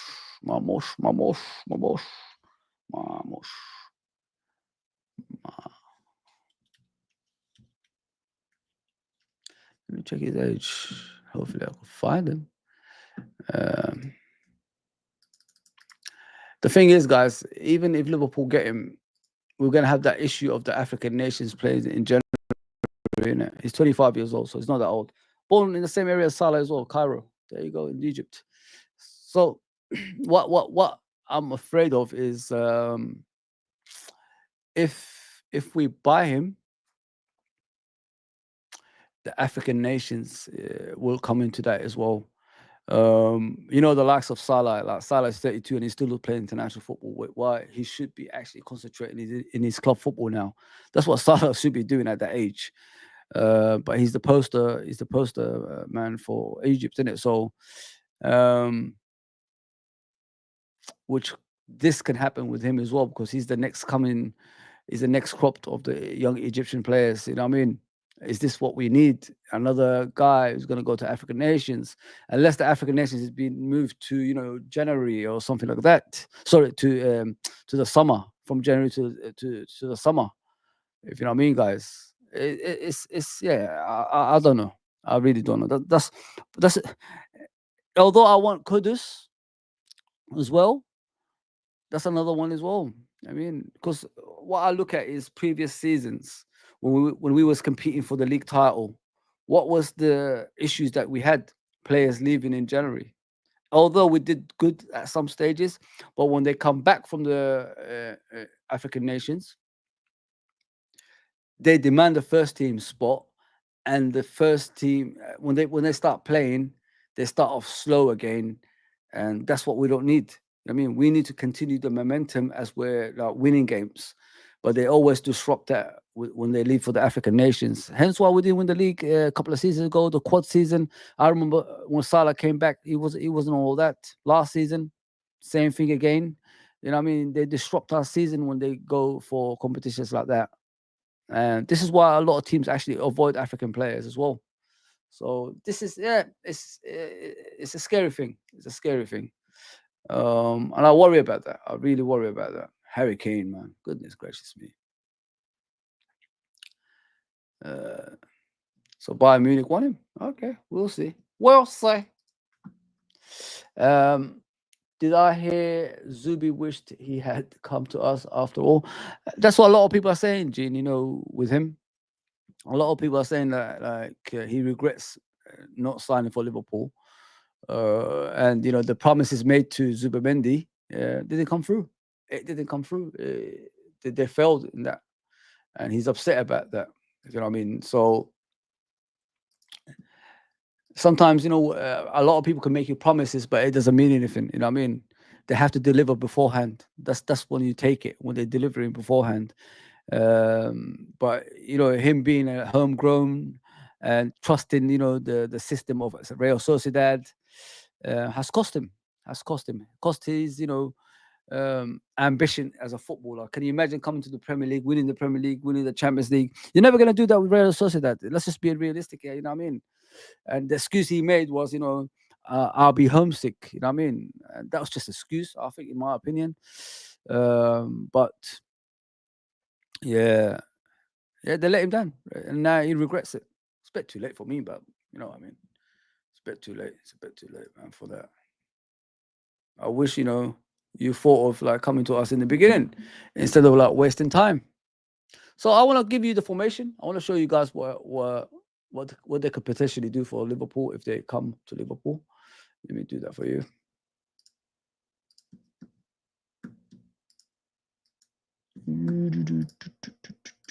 Let me get that. Let me get the formation board up. Let's go. There you go. So as you can see, guys, I put Aston Villa because Aston Villa is our next game, innit? That's why. That's why, man. I put it up there because Aston Villa is our next game. So as you can see, you're asking yourself, what can Zubimendi offer? What can Tchouameni offer? So let's start with Zubimendi. Zubimendi is a passing midfielder. So if you want to describe him as someone, you say Xabi Alonso, his hero. That's the type of player he is. He keeps possession, passes the ball from that position. So do you remember when Xabi Alonso used to play for us? This was his area. He never really left this area. That's it. That was his position in the team. Very rarely see him go higher than that circle. Dominated possession, pass to Gerrard and players like that, Fernando Torres, you know, this was his area. Dominated this area. That's what Zubimendi is all about, guys. We have the likes of, obviously, McAllister and Gravenberch next to him, you know, if you know what I mean. So if you got the likes of McAllister, who would play there if he was coming in, we'll push him up a bit so he could share with Szoboszlai, Jones, you know, like interchange. The whole team interchanges. You know what I mean? Everyone can play a different position. That's what I like about our team. So him and Gravenberch could have been the ones together. Or we might not even see Gravenberch and the performances he's showing right now if Zubimendi came through. Think about that as well. Think about that. Would Gravenberch actually get the chance if Zubimendi was here? No, I don't know. I really don't know. You know what I mean? But that could be the pivot. The difference is with Zubimendi, he will stay in front of the defense. As you guys remember, when Xabi Alonso was there, what was his specialty? Staying in this area. I mean, and not moving from this area. You very rarely see him up here. He was always around this area. And, you know, the likes of Nunes will thrive, you know, with the likes of Zubimendi because, you know, like he's got eye of, you know, he's got the eye to pass, you know, the through balls from distance and over the top for the likes of Nunes to run onto and score goals. He will give that to him. And then you got McAllister behind Nunes that could also give him the ball. So Nunes will probably be on 20 goals a season if he had these players, you know, playing behind him. And then you got the likes of Gravenberch that could, you know, get the ball by the scruff of the neck and, you know, be the outlet. You know what I mean? When we need the ball to be, you know, passed out from the back, Gravenberch, even if he's like, let me just put something there. Even if he's got, even if he's got like someone next to him, you could still give him the ball because he ain't afraid of, you know, physical. He ain't, you know, afraid of the physical side of the game. So he could get the ball. He would turn the player and, you know, open up play. It's different midfielders, guys. That's what I'm trying to say to you. The midfield will be different. It'll be more possession based and more holding onto the ball. Less, you know, possession for the opponents so they could create chances and score goals. It would have been brilliant. It would have been brilliant if we had this. But the thing is, the question I'm asking is, would Gravenberch got that chance if you know, if Zubimendi was in the team? Because if Zubimendi was in the team, let me take this away. Gravenberch won't be in the team, in my opinion. It would have been something like this. Soboslai in that position and McAllister in this position. Ain't bad either, is it? Really, if you think about it. It's beautiful, man. That's crazy. Like, we could have had this, man. We could have had that. We could have had that, man. And it's the same old story, innit? Every season, like when we have the opportunity to sign quality players, we don't really do that. And the you know, the fan base gets overexcited, and the opponents get scared. That's what always happens, isn't it? That's what always happens if you think about it. Our rivals know we're about one DM away of killing it in the league. That's why they always do by any means necessary to stop us signing those players. You look at the Chelsea factor a couple of seasons ago. Do you guys remember when Caicedo was linked with Liverpool and Liverpool were willing to pay the 111 million? Do you remember that? Do you remember the uproar that followed that? Todd Bowley lost the battle, but the fan base of Chelsea reached out to him to sign Caicedo because not just the fan base of Chelsea, actually, Man United fans. I remember these guys on YouTube saying it's over if Liverpool sign Caicedo. Well, look at Caicedo now. Look how good he is. It's over for football. It's over for the Premier League if Liverpool sign Caicedo because, the partnership of McAllister, Caicedo, Soboslai, it'll be just out of this world. They were scared, people. They were scared, mate. I remember that day. I remember those few days, sorry. I saw Tottenham fans coming out. I saw Arsenal fans coming out. I saw Man City fans coming out on all the platforms telling Chelsea fans, you got, pressure Todd Bowley not to, let Liverpool get Caicedo. We don't want Liverpool, being the best team in the Premier League because if they get him, that's going to happen. And that's what happened. Todd Bowley already, opted for Lavia. He said, you know what? That's too much money for Caicedo. I'm going to opt for Lavia. Stayed quiet for, a day. All of a sudden, there was like messages towards Todd Bowley, who actually uses X, and he comes on to Chelsea platforms on that as well, if people don't know. And all of a sudden, he says, I'm taking the next flight down. And what happened? He moved a few players here and there, and then, they got their man. That's how fearful opposition fans are of Liverpool Football Club, guys. They don't want us to buy a quality DM because they know what Liverpool are capable of. They know that. Honestly, they know that. It's scary times, man. It's scary times. And this is why I get frustrated majority of the time. When I get frustrated is in regards to the development of our football club, like where we can go, how we could become dominant. But we're not allowing that to happen. You know what I mean? Like look at that midfield, guys. Zubimendi and McAllister. Possession at its best. And Szoboszlai, if he starts playing the way we expect him to play, the way he should play, the way he knows what he could do, that'd be sick, man. Absolutely sick. And you got Gravenberch on top of that as well. Let me give you the midfielders that we have. Imagine all these guys in the same team, man. Imagine that. Oh my goodness me. You got this. Where is the other ones? Let me put them in. Have I got Curtis Jones or not, man? What the heck is going on? Fuck off, Bečić. Get lost. Even Endo, you know what I mean? Maybe Endo would even like do some damage. Yeah, there you go. Look at that. That's our 5 midfielders it could have been for this season, and Endo as well, the destroyer. Like if you need something physical, then you bring on Endo. That could have been our midfield this season if we were smart. If we were smart and went through with a transfer, that could have been. I'm just looking at this, guys. I'm honestly like how happy I am to see that Zubimendi and McAllister in that midfield, Gravenberch in that midfield, Szoboszlai in that midfield, Jones in that midfield. Listen, I know you guys don't rate Endo, but Endo could have flourished as well with his physicality if he comes on or plays certain games. Lord of mercy. We could have had this, and this is what opponents fear. They don't like that. Man United fans don't like to see that.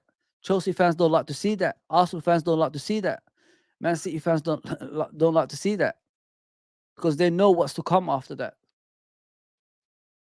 We could have had the mixture of flair, possession, you know, and physicality on top of that as well. We could have had that mixture. You know what I mean? Like sometimes you could have played Endo and Zubimendi there, like make it tighter in the game so nobody can get past. You know what I mean? He'll keep possession. He will do the physical side. Szoboszlai will create things, or you take that out. This is the options we could have had. You know what I mean? We could have had those options, but we refused to have it. Could have even put Jones here. Flair, as well as, you know, creativity from both sides. He will be going up and down in that pitch. You know what I mean? It could have helped the likes of Trent and Salah on the right side. You know, sorry guys, I shouldn't be connecting these things on him, but you know, it sticks with him. That's why. So he could have went there. He could have helped out, you know, Salah. Could have helped out Trent. Could have helped out Van Dijk. And all he has to do, you know, the usual stuff. Short distance running. You know what I mean? That's all he has to do. Easy football. And we could have dominated. Could have dominated, man. But you know, we keep you know, not letting this happen. We keep, you know, letting opponents, you know, get better, and we just stand there. We stand still. You know what I mean? This could have happened. That's what Zubimendi could offer you. I've done the little arrows because he's not going to run far. He could help everybody. That's what I'm trying to say around him, which is the centre backs as well as the midfield, and you know, the full backs as well. That's what Zubimendi could have done. So let me speak about Tchouaméni. Yeah. Tchouaméni is slightly different to Zubimendi. Tchouaméni is more of a wall, you know, like the ones who are physically capable of, you know, doing things to win the ball back and things like that. That's what Tchouaméni is. You know what I mean, guys? He won't like stray far from that area. He will win the ball back. He wins the ball back all the time, and he passes it to the better players. You know what I mean? He's more of a dream for the likes of let me get them up there, for the likes of Van Dijk and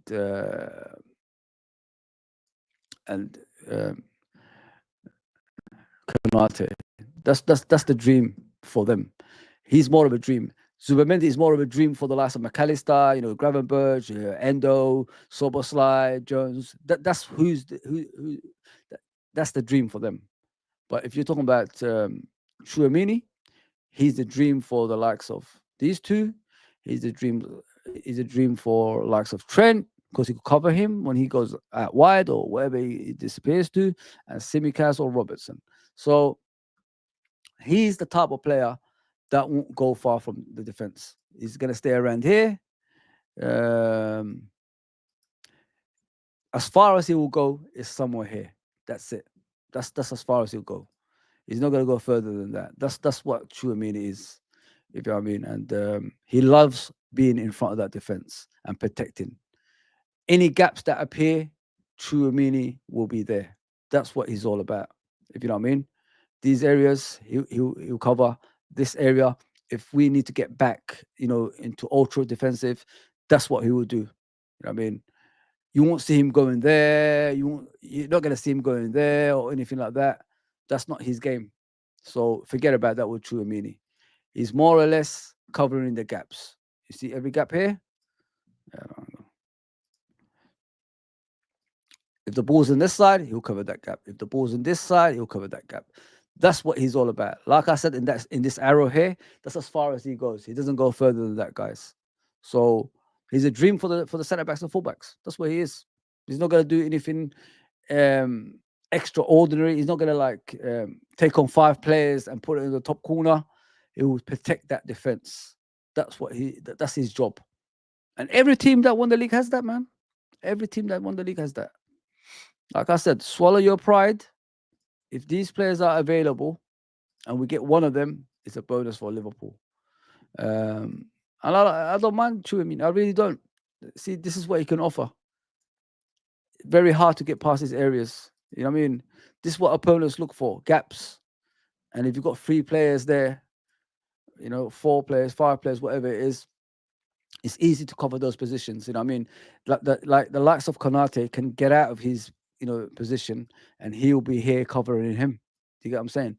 Van Dijk can get out of his position, and he'll be there covering him. Do you know what I mean? This is what I'm saying, guys. This is what we're missing. We know Gravenberch is doing an outstanding job, but we know he's not a DM. You need a specialist in that place. I think a DM will be beneficial for the likes of Gravenberch. Gravenberch will play much better than he's doing at the moment. Sorry, guys, my fan was there. But get the comments, man. That's what I'm here for. It's my last day for a while. Damn you, fan. Sorry, guys. The lights just makes it hot in here. Yeah, so that's what I'm trying to say about Chouamini. So either one, if it's Chouamini or Zubamendi, it's not a problem for me. I'm happy either way. I've got no issues with that. You know what I mean? Chouamini, this is where he goes. As far as this, he won't go further than that. But he's a dream for these guys, man. There's a lot of gaps that appear in our defensive line sometimes. And he will actually cover those areas. 100%. 100%. So I want to end it with this kid everybody's talking about. Anton mentioned this kid actually recently. Where is he? Where are you, mate? Where is he? Where is he? I still can't believe the uproar with the Man United fans, Arsenal fans, when we was chasing Caicedo. It was crazy, man. Absolutely crazy. Marmoush. Omar, Marmoush. Umar. That's how we say it in Arabic. Umar. Marmoush. Yeah.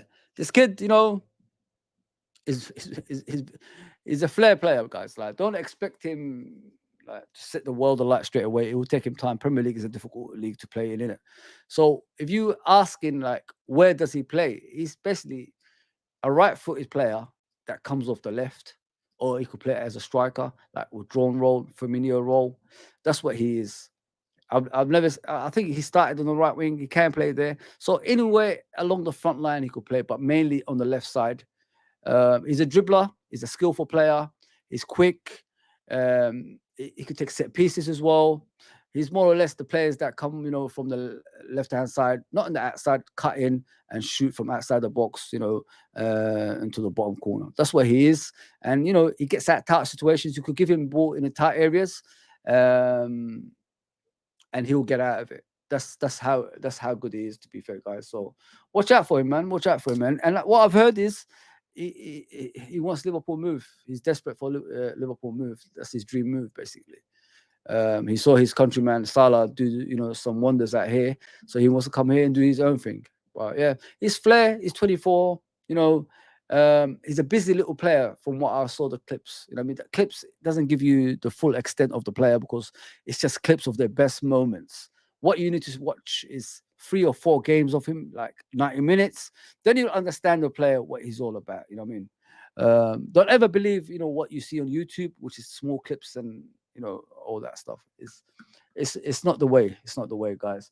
When you break it down like that, it's a win either way. Yeah, I had to do that. I don't think, Gene, I don't think people show you guys what players can do. I think people talk about it and they watch clips on YouTube and then they bring it over here and just tell you about it, how this player plays. But if you put off a graphic like that and then show you what their roles will be, it's easier. It's easier for everybody to understand, Gene. And that's what I was trying to bring you guys, if you know what I mean. But come on, guys, get in the chats, man. This is my last day for a while, man. Hopefully not. I could come back, but I've got work from tomorrow. Yeah. So he's like I said, he's a busy little player. Plays. He comes in. Comes on the right. Comes in the midfield. Comes in the wing as well. Very tricky. Very pacey. Let me just put it that way. Very tricky. Very pacey. I've never seen him cross the ball a lot with his left foot, but he can hit the ball with his left foot because I've seen him in the box when the ball was here. Let me just bring the ball and hit it with his left foot and he went in. I did see him do that a couple of times on the clips, but that's just the clips. But yeah, just keep an eye on him. Anton, I think, is the one that brought him forward to me. I've heard of him before, but it's Anton that brought him forward to me. You know what I mean? So let me show you a formation with Zubimendi, with the players that I want him to play with, and the Chouamini, the players that I want to play with. You know what I mean? So I talked about this kid, Marmoush, Umar Marmoush. So you know what he's all about. So if we have our best team next month, if we have the possibility of signing these players, if we have the best team on the pitch, my best team will be like this. Sorry, Robertson, man. You know what I mean? I'm overlooking you nowadays, but it's for your own good, man. It's not for my own good. It's for your own good. I love you, but yeah, you can't do that. So I'm gonna be honest. I'm gonna drop Szoboszlai for now. He needs to sit on the bench, figure out his role in the team in that number 10 role, and think about what to do next. Sometimes, like I said the other day, the best place to learn about your game is from the bench, because what you see when you look at the opponents is what gaps appear in the football pitch, where you can run to, and where you can complement your teammates, if you know what I mean, where you could do 1-2s, where you can see them running and you could pass the ball to them. Sometimes you got to go on the bench. Look at Gravenberch. It served him well. He's been on the bench all through last season. Now look at him on the pitch. It does work, people. I'm telling you, it does work. Trust me, man. That's what Szoboszlai needs. Yeah, so I'll play McAllister here. This is my team if we sign the likes of Zubimendi. But it could be different if I put Chouamini there. When I put Chouamini, it could be different. So this is what I want to see. Yeah, this is my team if everybody is available. You know what I mean? So although Diaz scored a hat-trick the other day, I prefer Gakpo on the left.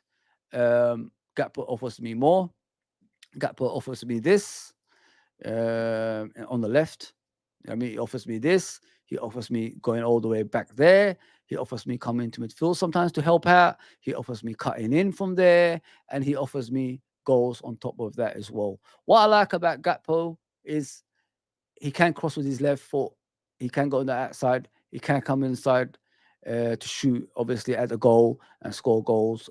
But the most important thing for me is with Gakpo, when teams come and deep line defend, he can open them up. You ask why? Because he will put the ball in the box. He cross it in. I don't see no crosses from Diaz. You know what I mean? I don't want to like be giving you bad news, but although Diaz is playing pretty well, when he plays on the left, there's not enough crosses. He doesn't cross the ball. He doesn't know how to cross the ball. He's a dribbler. That's what he is. That's why he was better off in as a striker the other day. And look at what happened. Scored a hat-trick. So with Gakpo, look at the goal we scored against Brighton the other day. He crossed it in. He didn't really shoot. He crossed it in. What I like about his crosses, oh my gosh, but what people don't know is the aim of the crosses he produces. It's the aim. It's, oh, guys, like, if you only knew what I'm talking about, every time he crosses the ball, yeah, he aims for the far post, guys. Hence why that ball went in the other day. Watch his gameplay. Every single time he's trying to cross the ball, it's always around these areas here that's heading towards the far post. Every single time he does that. Every single time. I watched him. I was like, this guy does the same thing every time. Like, why does he do that? Then I realized that's how you can get goals. You know, these negative teams that come to Anfield and just block the area, you know, they don't let us pass them. Can you imagine if he does that? You know, the ones who just sit in front of the goal, sit here all the time. Can you imagine if Gakpo just crosses the ball like this? It's either going to be an own goal, it's either going to go straight in, or one of our strikers is going to, you know, tap it in. Or the goalkeeper can save it, of course. Or he's going to go, you know, somewhere else. But he does a lot of those crosses, I've noticed. Sometimes he doesn't beat the first man. But when he beats the first man, it's always towards that far post. It's good thinking, man. I like that. I really like that, because I don't think people notice things like this. Always to the far post. I was watching it. Obviously, I was at Anfield that day, watching the game. And I said, I've noticed where he does that. And like I said, he works hard. He goes all the way back. He goes on the left. He cuts in. He comes in to midfield. Like, if you need backup in the midfield, I see him sometimes over there helping out, you know, the likes of McAllister. He's always around this area. You know what I mean? This is my team if, obviously, if we see Tchouaméni in the team. Sorry, Zubamendi in the team. But if I see the likes of Tchouaméni in the team, it'll be slightly different. Not a lot. Sorry, I didn't put the striker. Of course, it's Jota, number 20. Or Chiesa. I don't mind Chiesa as a striker. So this is my team if we get Zubamendi. That is my team. It'll be brilliant, man. Absolutely brilliant. But if I was getting Tchouaméni, slightly different. I'll tell you why. I'll pull McAllister back here. I'll take Gravenberch off. Oh, sorry, wrong person. If I get Tchouaméni, I'll put McAllister in midfield instead of Gravenberch. But that's just a start. And I mean, as the season goes along, it balances itself out. They're going to get more games, more time on the pitch. And put Soboslai here. Or Harvey Elliott, wherever, which way you want to go. This is my team. This is my team. If we go the Tchouaméni route, if you know what I mean, guys. So yeah, like this, Diaz on the left side instead of Gakpo. That's the team I will pick if Tchouaméni was there, because you know he will win the ball. He will give it to the good. You know, he will give it to the flair players. Win the ball, give it to the fair players. Because you know, if you look at Tchouaméni and McAllister, they will complement each other in a different way. McAllister, you know, and Tchouaméni will have that relationship, which is Tchouaméni will win the ball back, and McAllister will be the possession player. You get what I'm saying? That's if we don't get Zubamendi, that is, guys. Yeah, just to let you know. So they will have that relationship. I don't know why there's an error every time. I keep bloody changing this. Sorry, guys. Yeah. So this relationship will be very special in my opinion, because they're two different players. They're not similar. I mean, because if McAllister and Zubamendi was there, they're similar, yes, because they'll be more possession based and all that stuff. But if you got a ball winner and a possession based midfielder there, and a runner and this guy eventually will do more, in my opinion. That triangle will be sick. It will be absolutely sick. I'm telling you guys, man. That triangle, goodness gracious me, it will be sick. That relationship, a ball winner, a runner, a creative player, complete possession player. See the difference, guys? 3 different players in one position. 3 different players in the midfield. You know, like say, what do they say in relationships? Opposites attract. That's what I'm trying to say. Opposites attract. When you're too similar, you'll get in the way of each other. You'll always clash. But if you're like opposite to the players that you have, your teammates, it will attract better, man. I'm telling you guys, this triangle will be sick. That's if we get Chouamini. I'm not saying Zubimendi and McAllister won't be sick, but Chouamini, I'm not saying Zubimendi and McAllister won't be sick. That will be sick. You know what I mean? But not to the extent of this one. If you know what I mean? There's 3 different players. Don't forget, McAllister and Zubimendi are similar in their possession keeping.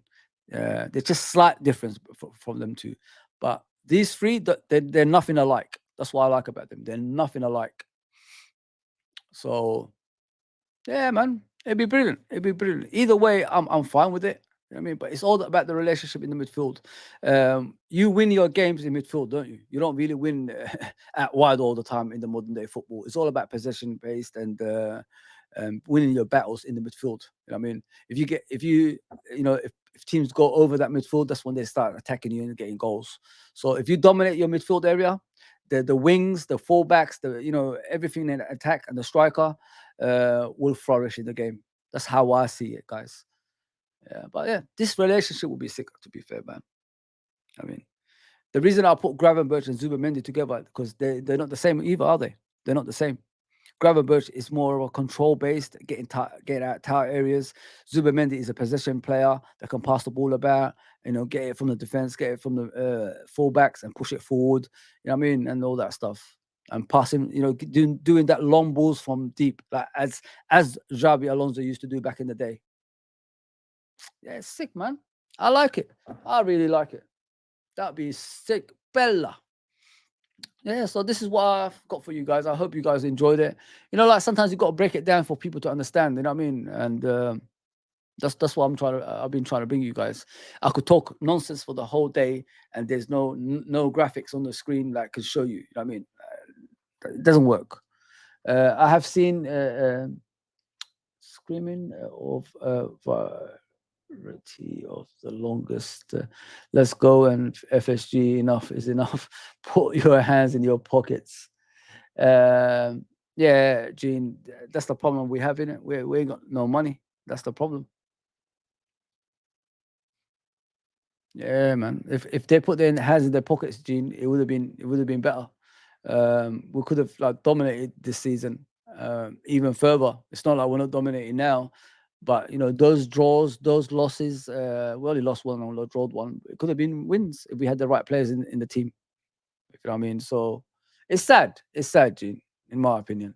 What about number 9 and the left back position? I don't think we need that right now, Abdul. I don't think we need that right now, bro. That's something we could work on in the future, isn't it? It's a long way to go, isn't it? It's a long way to go. Life is about process, isn't it? You take your time. The reason the likes of Man United and Arsenal and teams like that are fading and Chelsea is because they're buying too much too soon. You fill gaps gradually, which means if you buy 10 players in one season, there's not going to be communication in that pitch, like they know each other, if you know what I mean. But if you buy like 1 or 2 here, 1 or 2 there, every season they will pick up. That's what I'm trying to say. It's easier to give instructions to 1 or 2 players than 10 players when you buy players, if you know what I mean, brother. So that's what I'm saying. We don't need a lot. We don't need a lot, man. We just need a midfielder and probably a centre back. Left back is fine for now. We could discuss that in the summer, just to push us forward in the league, guys. That's all we need. That's all we need, man. Stop pussyfooting around and get the players that we need through the door, man. Because We've signed nobody this season, man. Whether we like to say it or not, we've signed nobody. You know what I mean? And you got to be realistic with that one. Everybody talks about Chiesa, but what has Chiesa done? Chiesa's done nothing. Chiesa's done nothing, man. So you got to be honest with yourself when you say about Chiesa. Yeah, but yeah, if Tchouaméni comes, that's the team I say. So like I said, when Zubimendi comes, I showed you a different midfield. When Zubimendi comes, I showed you a different midfield. When Tchouaméni comes, I showed you a different midfield. But it doesn't mean it has to be like that always. You could play anyone, but to complement that player, I'm trying to give you a different, different players to show you what can happen on the pitch. If you know what I mean. I like it, man. I like it. Sorry, I'm facing that way because the screen is that way. Apologies to you guys. Chiesa was a waste of time. I love you, man. I love you, Hollywood Rock, man. You come on here, you always, straight to the point. I don't even count him as a player. Yeah, he ain't a player, bro. It's a waste of money, mate. It's a waste of money, waste of time, and if a player has two legs with ACL injuries, what is the actual point? Are you going to be a miracle worker or something? Can you heal, play people that don't that can't walk properly anymore? It's crazy, bro. I don't understand that signing, but it's like an R4 signing, isn't it? Arthur, it's the same. It's like an R4 signing. We just signed for the sake of signing. It wasn't even to do with the team actually needed that. We're doing well without him.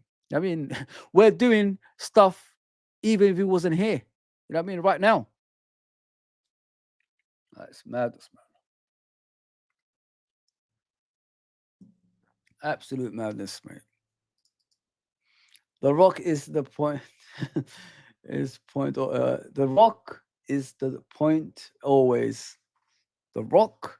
If you smell what the Rock is cooking. Ding, ding, ding. Man, I love the Attitude Era, man. Nothing better than that, guys. Goodness gracious me.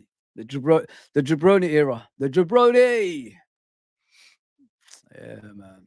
Nothing beats the Attitude Era, man. This wrestling I watch nowadays, I'll watch it because I've always watched it. But it's bullshit, man. To be honest, Roman Reigns is looking good now. Like Roman Reigns of, what was that crew they were part of? Fuck's sake, the Shield. It was a strange Roman Reigns. But this Roman Reigns who gets hurt, and gets beat, that's a good Roman Reigns. But Gunther, guys, goodness gracious me. This guy's been in a short time and he's a proper wrestler, isn't he, Gunther? Goodness me.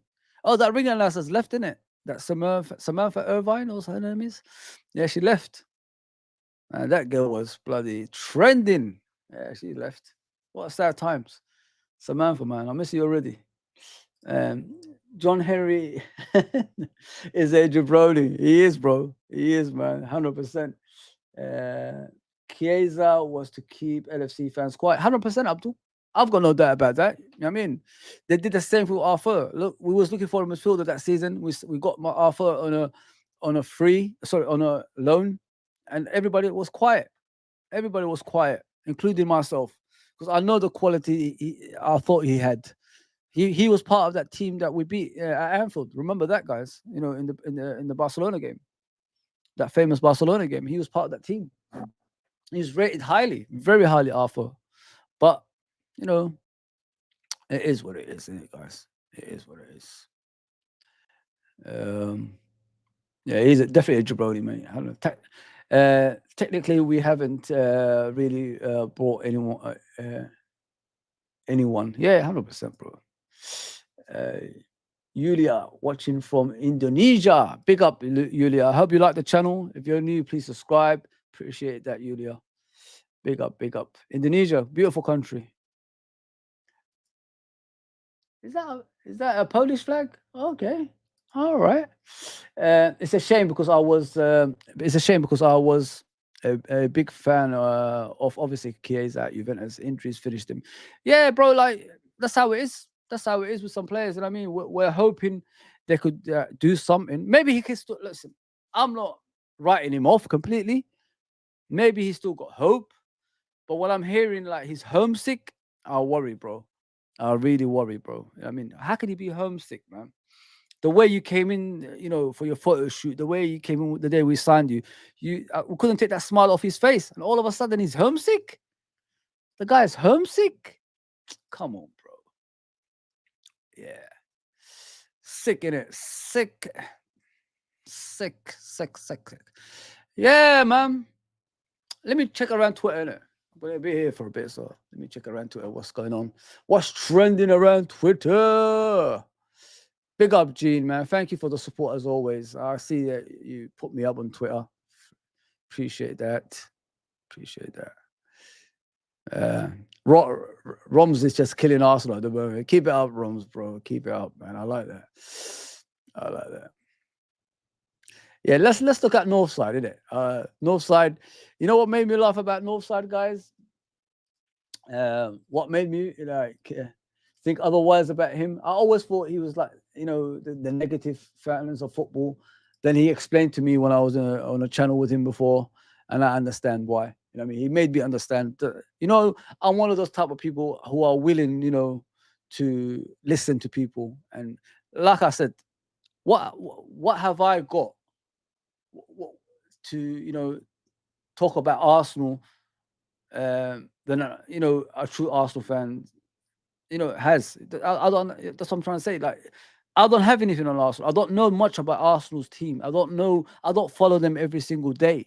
So Arsenal fans will know more than me. And what he told me just settled me down, because I thought they're in a good position. They're doing well. You know, I mean, why are these guys always being negative? I mean, why are they always being negative? Then he told me, mate, the guy spent over 700 million and there's no trophies for it. There's no trophies shown for it for 5 years. You know what I mean? And he told me as well, Northside said to me, like, listen, this is not a learning job. Arteta is learning on the job. We need an experienced manager. We're one of the biggest teams in England behind Liverpool and Man United. And he's right. I mean, that shouldn't be an L-plated job. That should not be an L-plated job. That Arsenal job. There should be an experienced manager in there. And I just think it's just like, you know, Ten Hag. Winning an FA Cup keeps you in the job. That's how it looks to me. But if you spend 750 million in 5 seasons, that's a lot of money, guys. But the players you buy are all rejects, man. That's the worst part of it. Yeah, let's listen to him. Hopefully, I share the right one. 1 second, let me see that. He always gets that. He gets that slipper out, innit? He gets that out every single time as well. He's doing that girl from WWE, the Spanish one, Puerto Rico, I think she's from. And Martinelli, that one as well. I've been. Eu já estava avisado desse filho da puta, Martinelli. Every time I see this guy running down the left wing looking like a kraken, man's looking like Amy Winehouse's boyfriend, bro. Man's looking like the Brazilian Blake, Amy Winehouse's boyfriend. Oh, that's harsh. That's harsh. But to be honest, guys, you know, Martinelli is awful, man. I can't be honest. The claim to fame was, you know, beating Trent, you know, every single time. But who doesn't beat Trent? You know what I mean? Trent is a lazy defender. Trent is not a defender. You know what I mean? He's trying to improve this season at the age of 26. Trent should have improved years ago. So if your you know, claim to fame is beating Trent every single time you face him, that shouldn't be, you know, that shouldn't class you as world class. If you know what I mean, guys. You should be doing that to every fullback, not just Trent, Kyle Walkers, you know, and players like that. Cash at Aston Villa. You know what I mean? That's what Pedro at is it Pedro at Tottenham? You know, people like that. That's who you should be doing it to on a regular basis, not just Trent. But yeah, man. Yeah, Amy Winehouse's boyfriend. Goodness gracious me, that's too much, man. That is too much. Didn't know he was homesick. Yeah, he won't be here next season. Yeah, apparently what I've heard is Liverpool are trying to lure him back to Italy in January. Liverpool are in connection with AC Milan, innit? With Redbird. They own a stake in FSG, don't they? So they could loan him back there or something like that. I've been saying that for a while. Why don't we send our young players to AC Milan? Let them improve. And then when they come back to Liverpool, you know, there'll be better players. No trophies, just chocolate. Oh my gosh. Labrador dog called Win. Yeah, it's amazing, Gene, isn't it, if you think about it. Minority Italian players don't do good in it's a majority, don't do good in England. In English, must be the food, whether negative people. Maybe, bro. Maybe it's true. It could be that, man. Because I remember Akalani coming to Liverpool. He wasn't all that. He was awful. Absolutely awful, Akalani, man. He was the replacement for Xabi Alonso, actually. You know what I mean? We was looking worldwide. I think he picked up an injury, then he came to Liverpool and he wasn't the same player. Every season, every other season, we was getting a new manager and we tried to do something with him, but it just didn't work out. The Sona, as I remember him as well, scored a goal against Man United at Old Trafford, that chip over the Van der Sar. He didn't last long at Liverpool either. I don't know what it is with the Italian players, guys. I really don't know. I wish I could tell you. Vialli was all right at Chelsea, that level, but in Italy, Vialli was regarded as one of the best players in the world. Yeah, it's just strange with the Italian players. It's very strange, man. You could say the other way as well. Like, how many English players actually survive in Italy? Ian Rush, I know he's not English, he's Welsh. He went to Italy and came back after a season to Liverpool. So, yeah, different type of football. Fast football ain't for everybody, guys. You know what I mean? Premier League is high paced. It's not a forgiving league, man. I'm telling you. I am telling you. Virgil van Vap. That's what it is. And looking like a crackhead that's asking me for 26p. I ain't fucking got 26p, you stupid merda. Tired of it, man. Tired of it. This guy can't cross the ball, can't do nothing, bro. Did he say 26p? Like, does 26p exist anymore? I don't know. Really don't know. Why are people phoning me now? Crackhead that needs 26p. 26p. What's a crackhead gonna do with 26p? You ain't even gonna give him anything. What the heck? For you, I was a flame. That's what they're gonna keep singing to this field that puta, because he's young and he's Brazilian and he's Gucci and he's got tactic. What did this field that puta do, bro? Guy can't beat a man one-on-one. Guy can't cross the ball. Vai tomar no conto cansado dessa porcaria, pá. Puteria! This fucking football club's a fucking embarrassment, man. He must really hurt, guys. Like, that hand must really hurt him now, man. He must be really in pain. Every fucking time. Tired of his shit. Fucking embarrassing. Scratching his beard. Looking at the Spanish Phil Schofield. Not knowing what to do, guys. I don't know, guys. I only know to do pickpocketing, guys. I like to touch the guys from behind, guys. I like to do pickpocketing with men, guys. Anybody want a cheeky pinch? A cheeky pinch on the bum, guys? I don't know. I mean the side. Listen, Igal wasn't here telling me they're world class, and I mean, we had that debate. I wonder if Igal feels the same. I really wonder. I know my football, guys. You know what I mean? I'm not like these guys. That's why I don't really debate with these people. They're too young. They don't really know the ins and outs of football. And I warned them about this. I tried to help him. I tell him to calm down, bro. Like, don't overhype these players. It will come back and bite you, bro. What's happening right now? It's coming back to bite him. And he's doing streams with the likes of Northside and Lee Gunner, the people he opposes. There you go, people. It is what it is. Fozzie doesn't know much. Sideline, guys. Does anybody want a cheeky pinch, guys? Please. Anybody want a bit of touch? Touch and squeeze, guys. Touch and squeeze. Together, guys. Collectively together. You stupid puta merda. This Philadelphia puta bringing in worry. How many minutes did that Philadelphia puta have? This guy's been seeing Ethan putting. You know, I worked with the Northside years ago as well. People don't know. Like, when he first came into YouTube, I got him my other channel, UFT, when we didn't get. I don't know, man. UFT was taken off for some reason, but yeah, he came on. He was brilliant at that as well. He was phenomenal. Gotta give him credit. He's honest, man. He's honest. Even before Lee Gunner, he was the same, guys. Lee Gunner didn't turn him into this. Before Lee Gunner, he was like this. I know Northside before Lee Gunner. You know what I mean? Man of the match performances every time he plays. You know what? Hold bench. Yeah. It's crazy. It's absolutely crazy, man. How the reactions on social media is madness, man. Absolute madness. But it is what it is. I will never put Arsenal in that situation. And Arsenal, if I was an Arsenal fan, I would just keep my mouth shut and just get on with it. That's what I'll do. Now you got Robbie cry like a little baby. Like I said about Moreno, look, he was at Newcastle. Look, a reject, another reject. How can you be rejected of Newcastle? You know, playing for Newcastle, you got rejected by Newcastle, and then you end up at Arsenal.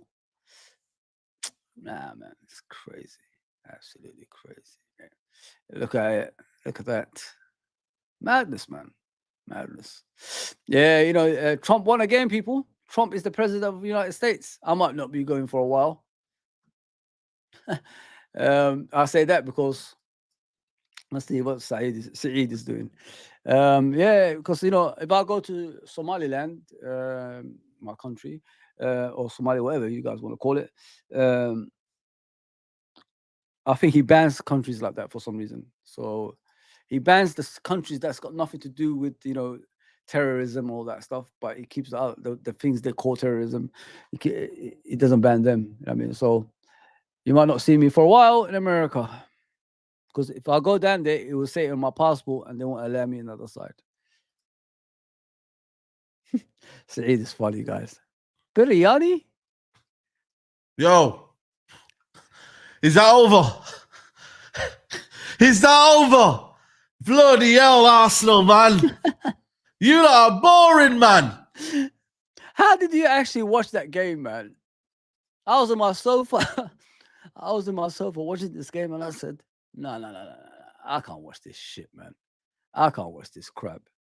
Allow that, man. Allow that stuff. Let's see what Arsenal fans are saying. It's short videos, isn't it? Let's just watch them. Defensive job in a crap side at the moment, the way we're tactically set up. Every single time he gets the ball, he gets it given to him. Every time Martinelli gets the ball, they look at it, and Timber has to come back inside. He has to go. Gabriel don't give it to it. Every time we get on the right hand side, Saliba, they can't even get words out. Up straight away. Straight away, he gets fed. Straight away. Don't get it. Yeah, let the guy speak. Played well. But Saka did create more. I want to him, like, you know what I mean? What did Saka do in that second half? If Martinelli done that, you'd be on it. They're talking over. Lee, you're getting emotional now. Sorry, Lee, you're getting emotional. Saka did create a lot. Saka did well. Talk shit. Wow. And he walked off. He actually walked off. Nah, man, that's bad. That's not good manners, man. Especially for an older guy. You know what I mean? Like, you can't win them all, guys. You can't win them all. You can't win them all. It's for football can be, you know, frustrating at times. You just gotta accept defeat sometimes. That's what it is. You just gotta accept defeat sometimes. And these people are finding it hard, you know, to accept that. I mean, and it's not right. I mean, you guys are old. Like Lee Judges is an older guy. He's an experienced guy. I'm sure he's been there through the good times and bad times at Arsenal. So, you know, arguing and walking off and not paying respects to the other guys. Nah, you don't do that, man. You don't do that, bro. You don't do that. You don't do that. Stay, man. Stay to the end of the conversation, bro. Like, you know what I mean? Let other people speak. Don't be disrespectful, man. But yeah, let's listen to it. Oh, what the fuck? Lee, football's not that deep. You know when people like treat football as like life and death? It's not life and death, man. It's just a game at the end of the day. You know what I mean? Coming from experience, when I was a kid, football meant everything to me. You know what I mean, guys? And it stressed me out. It put me through depression. My team not doing well. Yes, I agree. It can do that to you, but when you're older, you should be more wiser, and that's Lee should have been like that. To be fair, guys, the way he walked off and not let other people speak, it's wrong. It's wrong, guys, man. And you should listen. The modern day football is not what it used to be. I don't enjoy it really, because you know a lot of stuff has been taken away. VAR is controlling this game, and VAR is not even being used in the right way. They're still making mistakes with VAR. I think it's worse off with VAR than when we didn't have it. Do you know what I mean, guys? That's how I see it when I'm watching football nowadays. But let's listen to Lee Gunner, man. This club is a shite club. Yeah, they're shysters, they're frauds, and they think they can fucking finesse millions. Yeah, you ain't finessing me, and I know you watch my channel. Yeah, I know you watch my channel, and I know the players watch my channel. Yeah. Listen, I've always said about Lee Gunner, guys. Respect to him, man. Respect to him. He's a passionate fan. I've seen him say some things that could cancel him. You know what I mean? If people are willing to go that far on their channel, that's a proper fan. You know what I mean? He even says that I'm not here for the money. I'm here to deliver the message for my football club to get better. And if people are not with me, sod off. And I like that. I like that. Yeah, hence why Zinchenko blocked me on Instagram. I've never spoke to that guy, never commented on him, never followed him, nothing. He's blocked me. Declan Rice follows me on Twitter. I follow no one. I know these man watching. Declan, if you're watching, get away you can, bruv. Yeah, get away you can. This manager will bury your career. Or better still, yeah, down tools, lads, and fuck this manager out the club. He's a scumbag. Yeah, get this manager out the club. Yeah, get half of that board out the club, if not all of them. Lord Harris. You know, with Lee Gunner, guys, as well, like, he doesn't just say that out of the cuff. Like, even when they're winning, he says the same thing. You know what I mean? It's not, nothing's changed from him. That's a true fan, in my opinion. You know, like, when people flip-flop, it's the wrong way of going about it. You got to be consistent with your arguments. You know what I mean? Don't one day tell me I want slot out, and the next day you tell me I want slot in because we win a game. I don't want to hear shit like that. I don't want to hear shit like that. I'm sorry. You either have to be consistent with your shit or fuck off. Simple as that. Simple as that. Sorry about the language, people. I'm not normally like that. It's a simple fact. That's what it is. Flip-flops, man. You know, like clickbaits. You know, people who don't give a damn about the football club, just we let them run their mouth like it's okay. No, pull them up on it, man. Last week you said you don't want the manager here. Why are you saying this week you want the manager here? Make up your fucking mind, man. Peckham, you can fuck off. Has he even ever been to Peckham? Or better still, yeah, down tools, lads, and fuck this manager out the club. He's a scumbag. Yeah, get this manager out the club. Yeah, get half of that board out the club, if not all of them. Lord Harris of Peckham, you can fuck off. Has he even ever been to Peckham? Yeah, the poshest white man you'll ever meet in your life. Has he ever been to Peckham, bruv? Hey, Lee, go ahead and bring the man them are in Peckham, bruv. You don't.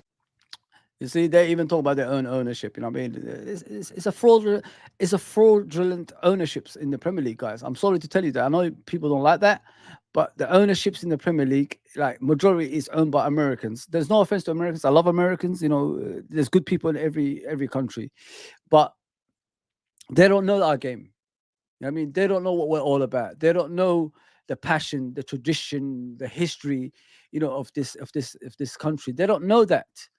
They only know their game, which is win or lose. There's no draws, and they bring in their kind of, you know, way of thinking to this country because they're so powerful.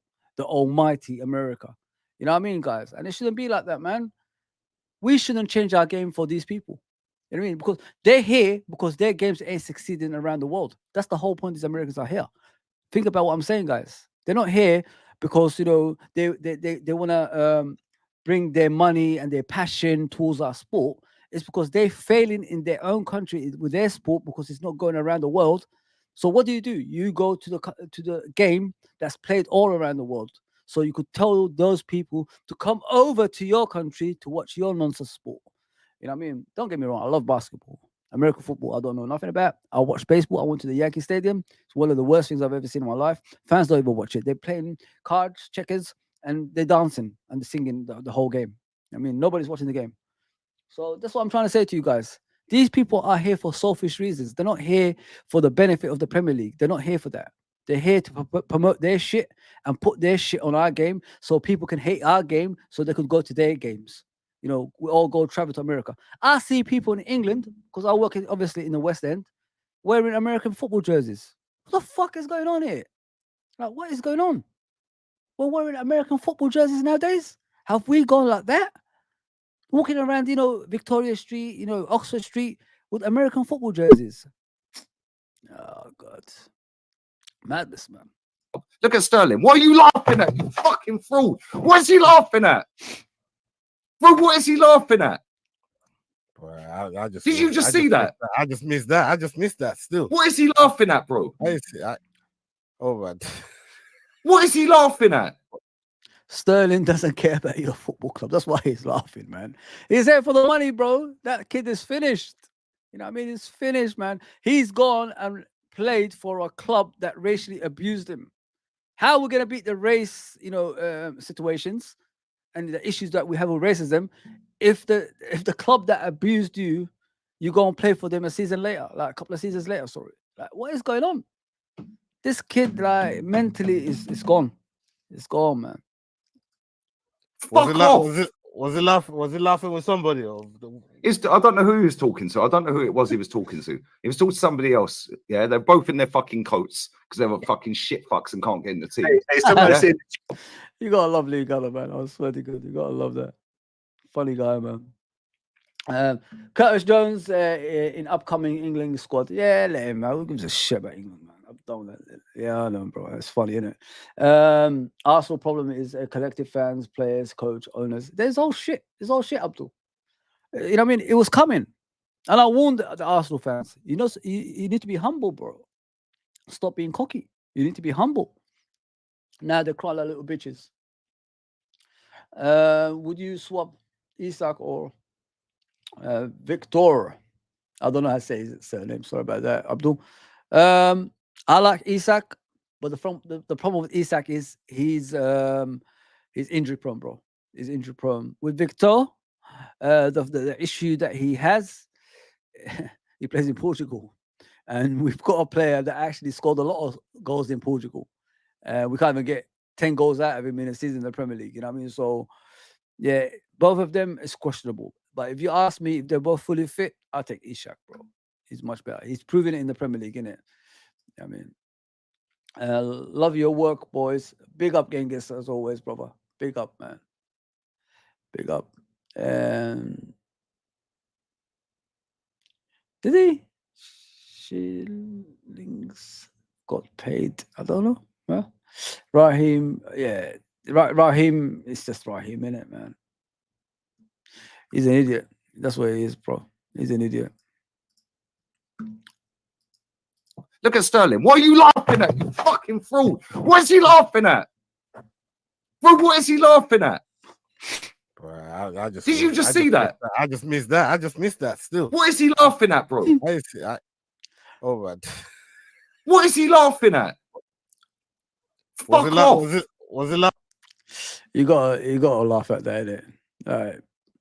Man, listen, these chairs are expensive. These some of the computer chairs we buy, guys. I ain't smashing that. That's for sure, man. I ain't paying for that. Here we go with the biggest mouth of the West. You know what I mean? The biggest mouth of the West, Mr. Troops, the one who take your time on it, take your time on it, take your time on it, take your time on it, take your time on it. Like, come on, man. It's like he's playing with himself. Goodness gracious me. Fucking dunce. Are you actually that fucking dumb? That bang on half time after you've played like fucking absolute terrorists again. What do you lot do, blood? Look at this fucking. Why have you got your hand up like that in the first? Look at your hand. Why is it so high up, Marino? You've been shit the whole half, bro. 2 first passes you gave away. And now you give away a fucking penalty with your stiff self, blood. This fucking idiot. And you ugly you. Look at you with your. It's funny, isn't it? A couple of weeks ago, maybe a few weeks ago, he was, bragging about how good they are, trying to insult, the other teams. Now he's back to the Troops that we know, which is effing this, effing that, get Arteta out. Yeah, you was Arteta in not so long ago. Now you want Arteta out. You want this player out. You know what I mean? Like, make up your mind, man. That's that's a side of madness. Things like that. It's a side of madness. I'm telling you guys. Odd fucking ears, bro. Your fucking odd ears. How we let this fucking ugly you score, blood? Fucking. Take your time. Fucking dunce. Are you actually that? Take your time on it. Take your time on it. No beds, man. I ain't got no time for these people, man. Make up your mind, mate. Be consistent in your arguments. You know what I mean? Now, like, you're joining the people you was insulting. I've seen this one. This was good. My brother Nuruddin that I always have on the channel. He likes this channel. I like Nuruddin, man. One of my brothers, isn't it? Let's listen to him. When you lose 3 matches in a row, there's no way you're not going to be like, we paid for you don't know me though. You don't know me. You know Jose Mourinho against Spurs at Old Trafford. We're losing fucking 3-0. We lost. It's a game where Harry Kane scored from a header, and then that fucking Brazilian guy scored the 2 goals on the counter attack. Lukaku and these guys are missing sitters. They were missing sitters. What's your question? I stood there and clapped Jose and that fucking team. Do you know why? Because there's a right. I'm finished. I swear I'm finished. I'm finished. Big up, Ant, man. Big up, mate. Big up, bro. Big up, big up. Please go subscribe to Ant's channel. He's a wonderful guy, a brilliant content creator, man. Please go. I am telling you, he's laughing because he got paid. Yeah, he don't care. Raheem Sterling don't care. Troops was chanting, "Come on, Ethan. Come on, Ethan. Come on, Ethan."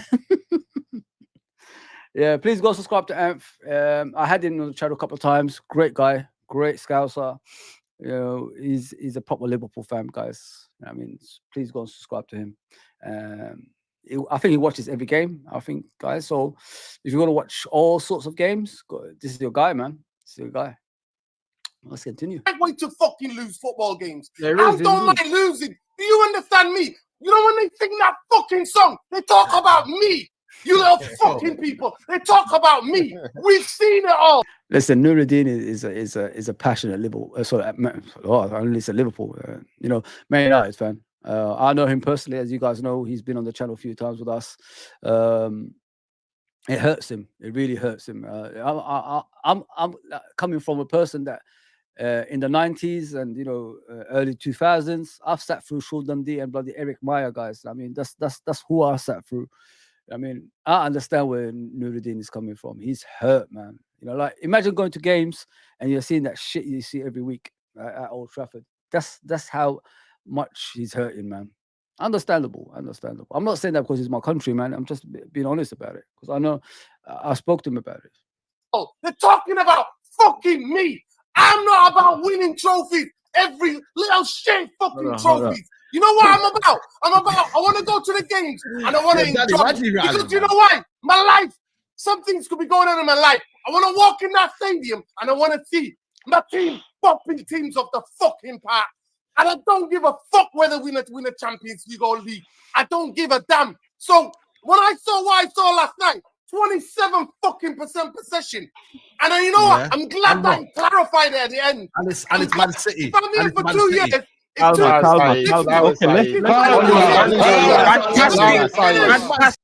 the man speak, guys, man. Let the man speak. Let him speak. Let me just read the comments. App says, good to see my work doesn't go unnoticed. Thanks, mate. Same to you. If you want to jump on at some point later, more than welcome. Thank you, brother. Thank you, man. I'll definitely jump on. Don't worry about that. I love Nuruddin. Yeah, he's a genuine guy, man. One love and big up Gene, man. Gene is my favorite now, man. I'm telling you guys. Always comes through and always. Let me finish. If this was my guy here for 2.5 years, if my guy's here for 2.5 years, and then we're defending with fucking 27% possession Old Trafford against City, then get the fuck out of here with that talk. Oh, bro, you're basic. Why are you shouting over one game, bro? It's not one game. It's the continuation of more and more. It's not one game, bro. It's not one game. It's just the frustrations, man. You know, like when you're the best team in the world one time, and everybody used to talk about you being the biggest and all that stuff, and that doesn't come around anymore. This is why these guys are, upset about it. This is why these guys are upset about it. This made me laugh, with the Man United fans supporting Sporting. You're not Sporting, man. That's a different team. Let's see Saeed. Keeper, come on.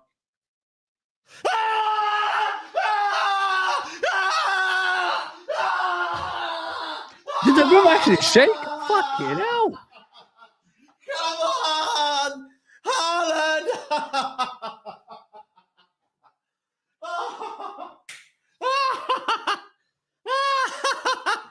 Haaland. It's amazing, isn't it, guys? Like celebrating another team's win instead of your own team. It's crazy. It's crazy. That's Man United there, guys. Celebrating other people. You know what I mean? They finished. They finished, man. I don't think. Listen, Almiron. I don't know how good he is as a manager. I don't know if he's, you can't gonna come to Old Trafford and change the way they are. From the training ground to the board to the ownership to the players, which way you want to go about it, it's a mess. It's an absolute mess. They've got no structure in place. There's a guy who was doing the cycling for the Olympics team in their board, talking about football. Like, what is going on?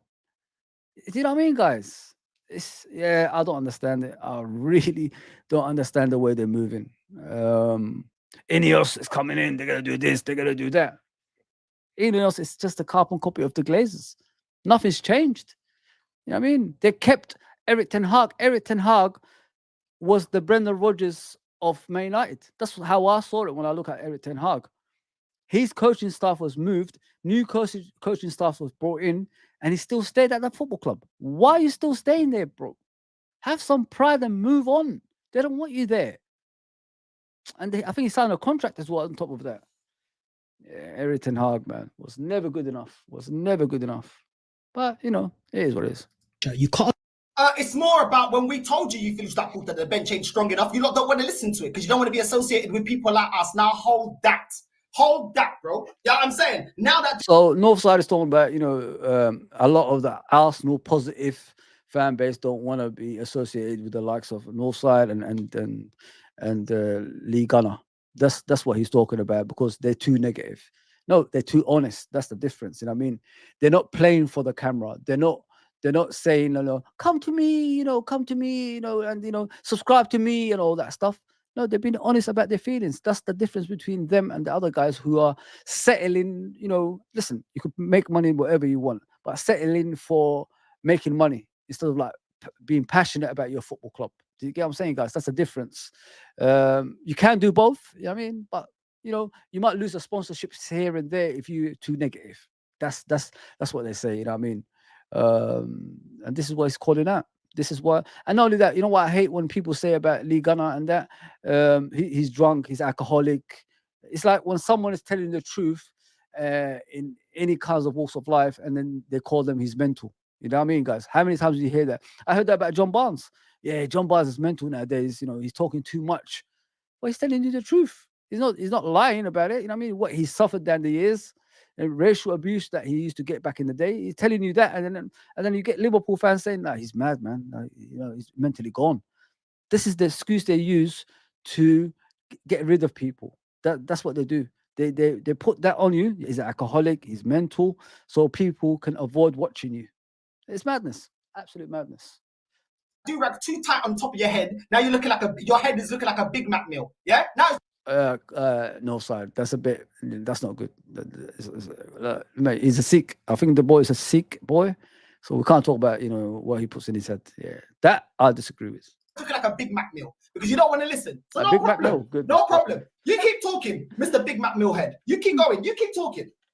Of Saka and set pieces, and Arsenal never look like scoring. 2, Arteta's problem. All it takes is one look at our second half passing stats to see there was a clear issue playing centrally, lacking a player to link between the lines and create a moment of magic. What happened to the dark arts? What happened to the dark arts? What happened? That's funny, absolutely funny. Big up, everybody. 20% of passion at home. I'm crying. I know, it's madness, isn't it? Possession at home. 27%. That's crazy, bro. That's why I didn't understand everyone's response to Trent, because at the end of the day, we all feel the same. It means more. Yeah, 100%. 100%. Just scoring from set pieces. What happened to we got combinations? What happened? Huh? What happened, Mr. Big Mac Meal? What happened? Nothing, you stupido da merda. Nothing. Now look. Look, this is what happened. You know what makes me laugh about Northside and Lee Gunner? They talk about people's looks, they talk about people's weight, but then what people fail to realize, people actually talk about them, the way they look, the way they, their weight and all that stuff as well. So it's basically back and forth. That's what it is. It's not one-sided. If people think that like they're insulting people one-sided. I've seen comments when I'm in the comment section at League Gunners and Northside's chats. People actually criticize them and they take the piss out of them. Some people actually, do madness on there, bro. Madness, man. When you want to chase clicks, it's what happens when you want to chase views. It's what happens when you want to go with a narrative instead of telling the truth. You stupid da merda. Hold that. And I know you're watching as well. I know you're getting rattled. Yeah, hold that, you bitch. I saw you're talking crap about me on Twitter. Yeah, I make everything public. I could call you out here because you're talking rubbish. Wow. Keep listening. How is it that this Big Mac Millhead did not know? Yeah, that we had issues against Preston. Against Preston, everything's amazing. Now look. Big Mac Mill. Wow. Goodness me. I think the jokes, like I grew up on proper jokes, you know what I mean? Like, Eddie Murphy, Dave Chappelle, and, Chris Rock. Jokes. These guys in the modern day, I don't understand their jokes at all. I get confused. I honestly get confused. They don't understand ours either, to be fair. They don't understand our sense of humor either, to be fair. I like Expressions, you know what I mean? He's one of the funniest guys on there. You know what? I'll put it out there. I think Expressions is the new, like, is the new generation's version of Anton back in the day. My mate Anton. I'm telling you, man. Anton used to come out with some things like this all the time when I was growing up. All the time. What Unai Emery's doing at Villa should not be overlooked, because if you stick with that man, you look where he's got Villa. Yeah, man. Villa He got them four. He got them 4 at the Spurnabout, bruv. That's where he got them. 4 at the Spurnabout. I was there yesterday. I'm walking around shaking people's hands with 4 fingers now, bro. Trust me, Villa. Yeah, we're not gonna do that, because last time we filmed, we put West Ham. Them were there on a t-shirt. We gave them 4, took them to Asgard. You didn't want to talk about that. So now we have 4 again. We will talk about it, Jim. Yeah, Aston Villa were West Ham in disguise. Yeah, Aston victims. Yeah, that's what happened. I was like, Spurnabout, Dominant Solanke, Dominic Toretto, Fast and Furious, bro. I'll be honest, I didn't think he was going to do it. I don't know how he does it. I really don't know how this guy does it. He's hilarious, guys. I swear to God, he's funny as shit, man. No one can touch Expressions. I'm telling you, Gene, if you knew Anton back in the day, you say, I've seen this before. I swear to you. I'm not even lying to you, man. That's why, I'm the way I am. I'm calm about what I'm watching, because I've seen it before. You know what I mean? Not to the extent of, using Dominic Toretto from Fast and Furious and all that stuff. But Anton was it was just a classic stuff. Things you remember for years, you know what I mean? Or I was telling the guys on the chat the other day, because I told them I played football when I was younger, innit? Because I was skinny, like I dribble, I can take on players, and things like that. He used to call me Black Manyman. You know what I mean? Like, who thinks about things like that? Mac Manyman, Black Manyman. That's what Anton used to call me. Oh man, and there was a twins like in my area back in the day. They were a little bit feminine side, they were like loud and all that stuff. And whenever they used to come around the corner, like once they came around the corner, he said, "Oh man, look, it's Ronnie and Ronnie." Like Ronnie and Reggie from the gangsters, the Cray twins. Instead of calling them Ronnie and Reggie, he called them Ronnie and Ronnie. And you know what that means? It's crazy, man. Like, that's what I'm trying to tell you. I'm telling you, it's so similar. It just takes me back when I'm looking at this. Ronnie and Ronnie. That's what he called them. Call me Black Manyman. I'm telling you, Gene, if you knew Anton, you'd say you've seen this stuff before with Expressions.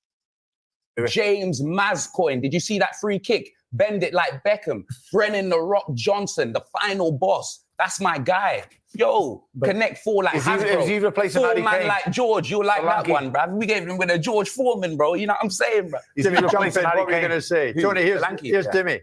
No, nobody can play Harry Kane. No. We got Solanke instead, bro. But on the case on Umeri, like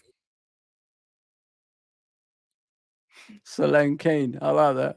Fucking Solanke. Funny guy, man. Solanke. Let's see what more we could find, man. I don't watch this stuff in it, so I'm watching it first time like you guys. Okay, what was this? Saeed versus. Oh, okay. Let's see. Don't know nothing about this, but you get a water gun for a point, and it's perfect since you got Squirty in your team as well, so he can use the water. You get a water gun for a point, and it's perfect since you got Squirty in your team as well, so he can use the water gun. Oh my God, bro, you all right? What's going on with you, man? Bro, let's keep it PG, man. What's going on there? I said water gun. What do you mean keep it PG, bro? Who's Alyssa? Wow. No, because I'm subscribed to Saeed TV. This community tab is doing too much. Stop it. No, because that's wet. They're on to me. Now he's promoting another Chelsea one. What's I was hearing rumors about how he was laughing a bit too hard. That's a Kwanzaa, man. I'm learning from Kwanzaa. I'm learning from Kwanzaa. A bit too hard at there was a basic answer. And it was What was that? It's a good joke, isn't it?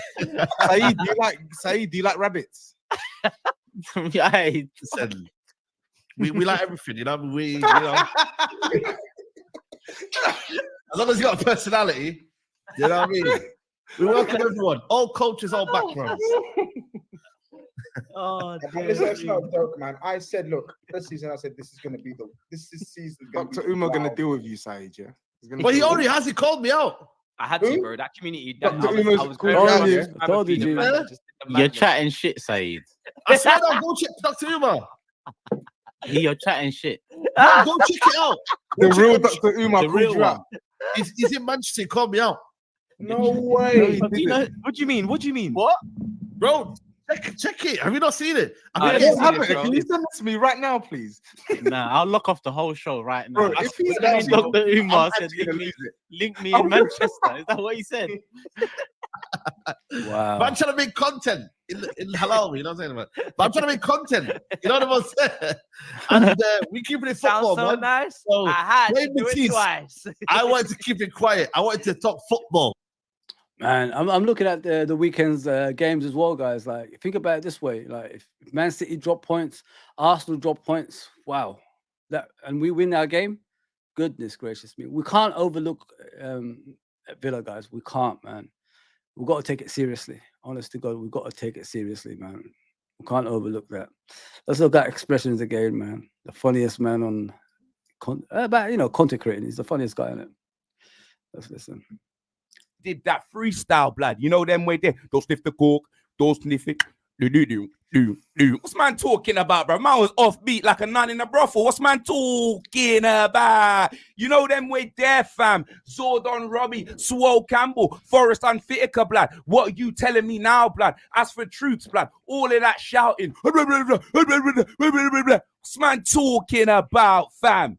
Yo! The title's gone, bruv. Your title faded faster than a WWF hardcore championship, blood. You're there shouting, yeah, when you're the same size as my TV remote, blood. Take your time with it. Take your time with it. You must have been singing that to your legs when you were growing up. What's man talking about?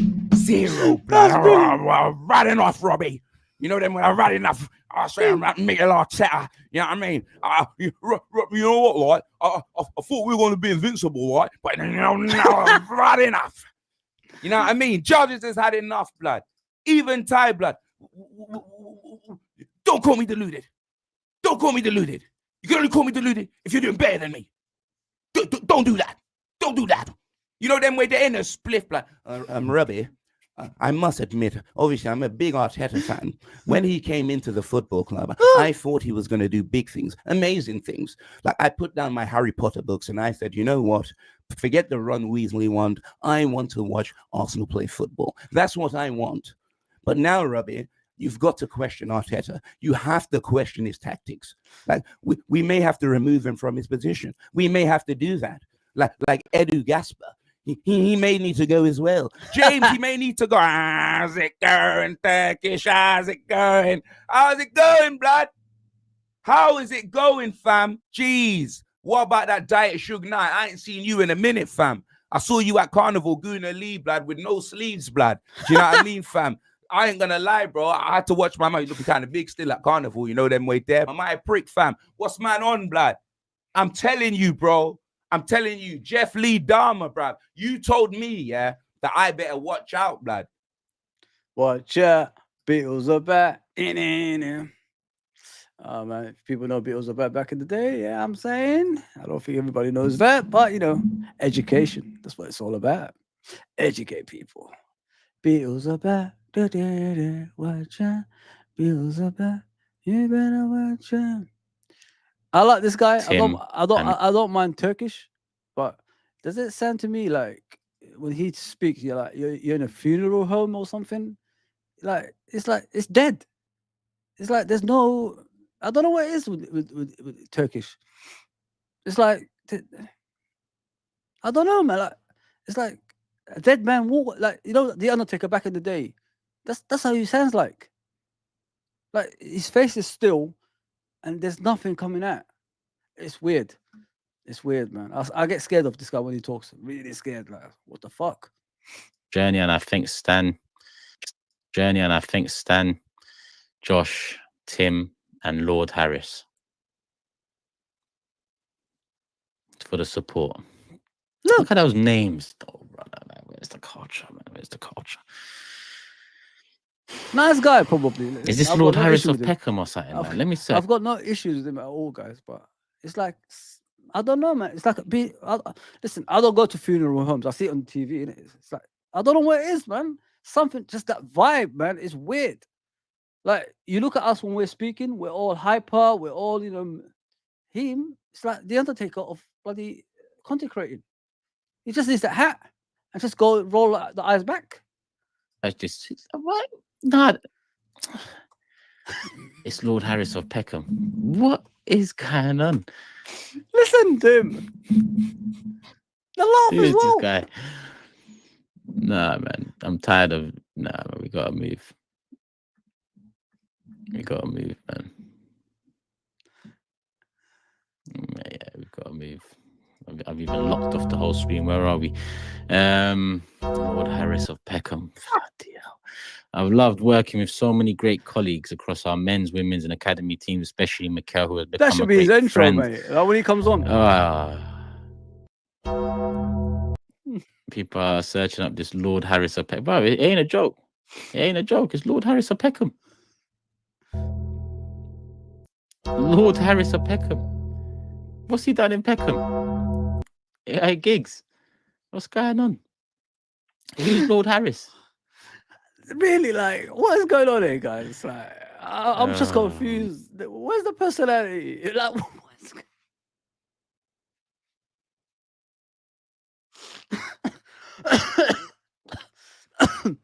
I don't get it. I just don't understand. Like, there's nothing there. Like, listen, there's nothing coming out of this guy that says to me, I need to watch this guy.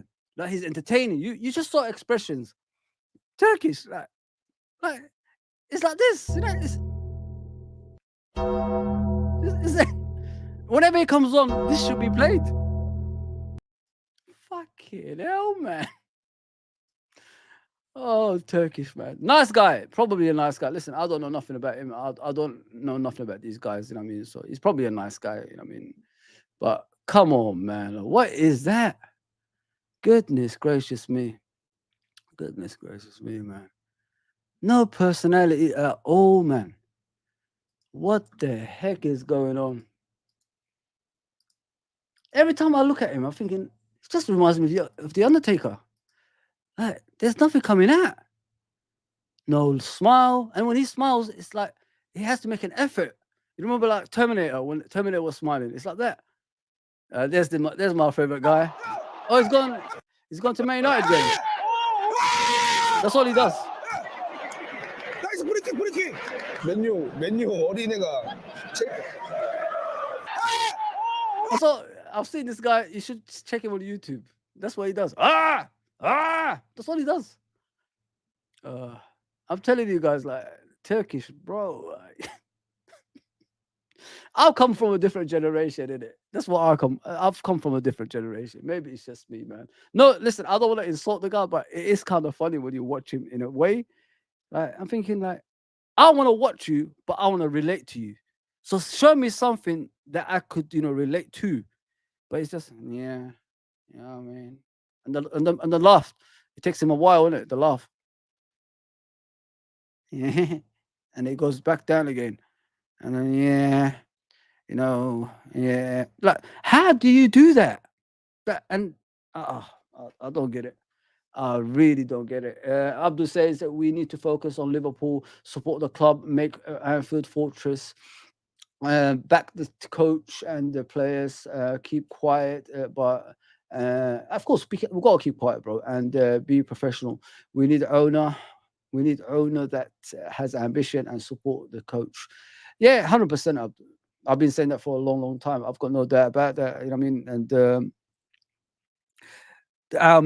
everybody thought Klopp had an influence in regards to transfers, but if the same thing is happening after Klopp, who are you gonna blame, man? I mean, who is to blame? All those people that's been following these people need to wake up, bro. They need to wake up because, you know, these owners have no ambitions.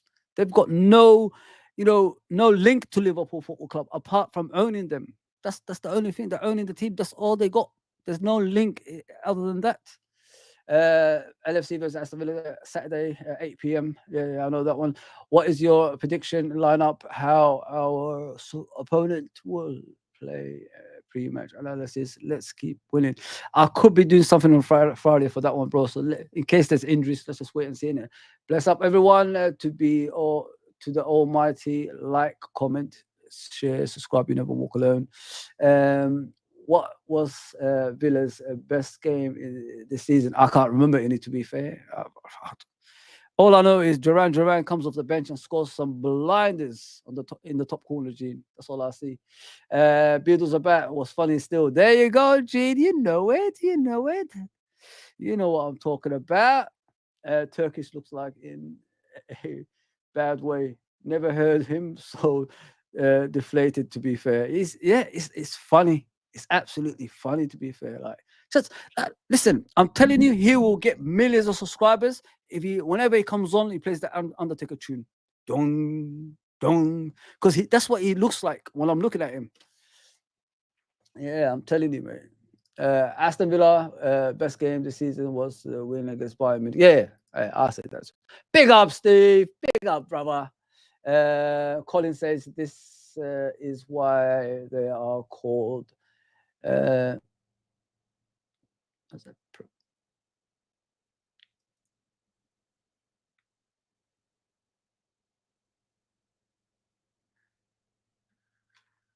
Hang on, guys, 1 second. I see something. What's that?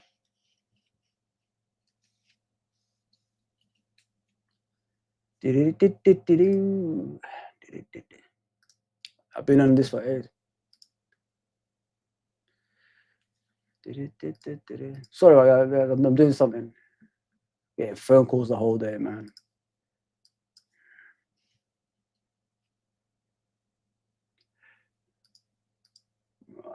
Yeah, it's madness, isn't it? It's madness what's happening.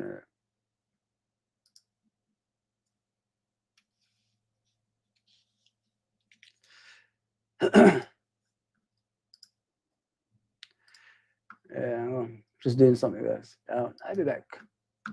Yeah, so Colin says this is why they are called perpetual learners. They never, ever learn. Yeah, 100%, bro. 100%. No doubt about that. No doubt about that. Hang on, guys. I'm doing something here. I'm trying to get some more stuff on the screen for you so I don't run out, because I'm going to be here for a bit, just a bit longer, because I'm enjoying this. It's very enjoyable what we're doing. Big up Colin, by the way. I hope you subscribe if you're new.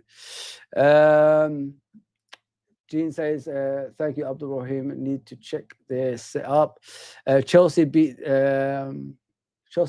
Banter Club on Sunday. I hope so. I really hope so, because, you know, the more points that we have, the better for the actual team, if you know what I mean. But this guy, as I said, guys, that's all he does. And he gets a lot of views, he gets a lot of subscribers, and he's a Man United fan. That's all he does. 나이스 브리킹. 맨유 어디?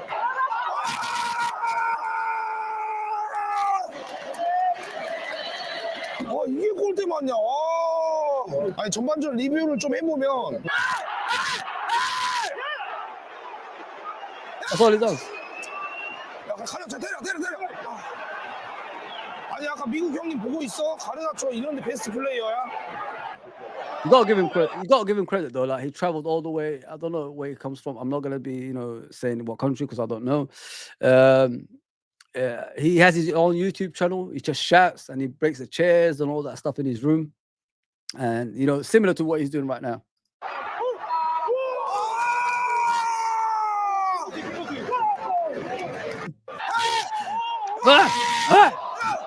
That's watching Man United, guys. That's what happens to you. Yeah, start shouting like that. Yeah, sorry, guys. So I'll watch some more, see what we could find, something good. My expression just killed me, guys. It really ruined me, man. This is just funny, guys. Like, I can't. It's funny. It's absolutely funny. Yeah, this is bad. I've talked about this on my stream. Please go and check it out. The one that says racism on there, it's not right, man. It's not right. There's something has to happen about racism, guys. I don't think enough is done about it. I don't think as human beings, as black people, we do enough about it as well. Like I talked about Sterling earlier.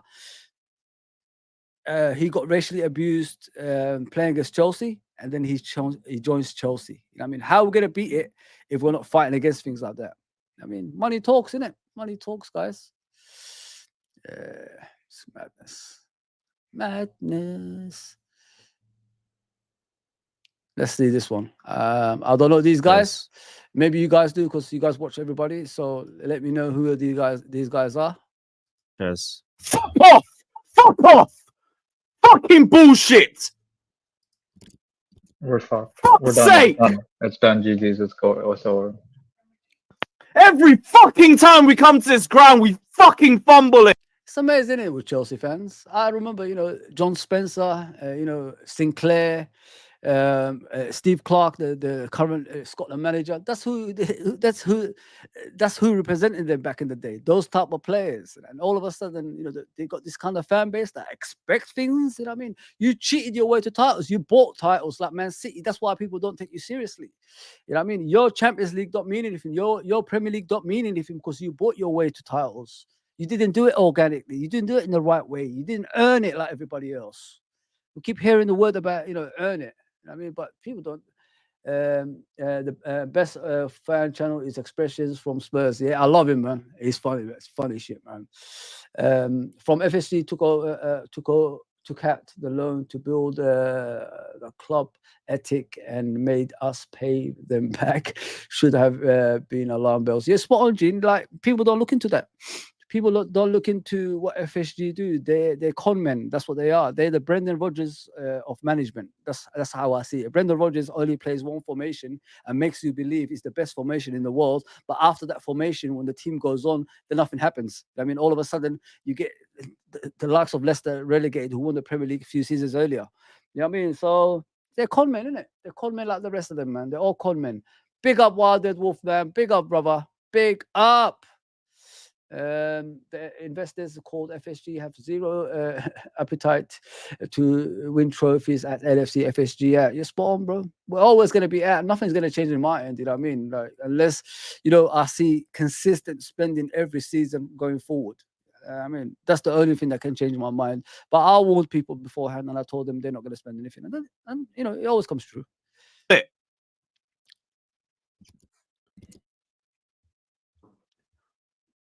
Oh, I had to be a f***ers. Fuck off! Fuck off! Fucking bullshit! We're fucked. Fuck's We're done. sake! It's done. GG's. It's over. Nah, man. Modern day fan, guys. Modern day fans. They're not like us. They're never going to be like us. They're always going to be frustrated because, they're always looking for that success. Got to take losing, isn't it? And Snow Bunny's side working on. Let me see this. I got to see this. No, I'm joking. I mean, Haaland, I love Haaland, but you know what? I was even having this debate with. No, I'm joking. I mean, Side is definitely working hard there, guys. You know what I'm saying? Beautiful lady talking to you. You know what's happening? Side? The smile becomes even bigger, isn't it? Yes. Let's see what else. Is there anything else? If there's anything else. What is it? Tomorrow will be cinema. I don't know this guy, but let's check him out. Sorry, guys. I'm not like you. I don't know everybody on YouTube. I don't really communicate. And Dallo. Oh, Dallo, can you go? Dallo, can you go? At Stamford Bridge, what were you doing last fixture?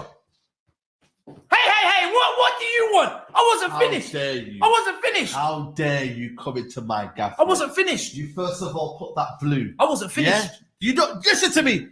This is my house, mate. I own this gaff, yeah, and we own Old Trafford, Chelsea versus Man United. You ain't won us in 11 years. How dare he? First of all, let me put this back to red, because at Old Trafford, it's been red. Yeah, 11 years they've come here and done shit. 11 years I've been hearing Chelsea are coming into town. We got Jose Mourinho. We got Rafa Benitez. We got all of these managers. Tommy Tactical Tuchel. We got every single manager. They even tried to bring a legend, Frank Lampard, and we dealt with him 4-0. And Dallo. Oh my gosh, Chelsea and Man United. Oh, what can you say? What can you say? Oh man, listen, both are terrible, innit? Let's be honest. Chelsea, like the amount of managers they're going through down the years, guys, like that shouldn't be football, man. Here's my brother Hamza, the City fan, Arsenal fan. I think he supports everybody. I mean, whoever is going to be top for a long, long time. Whoever's got money, that's who Hamza supports. Sorry, Hamza, I have to tell the truth.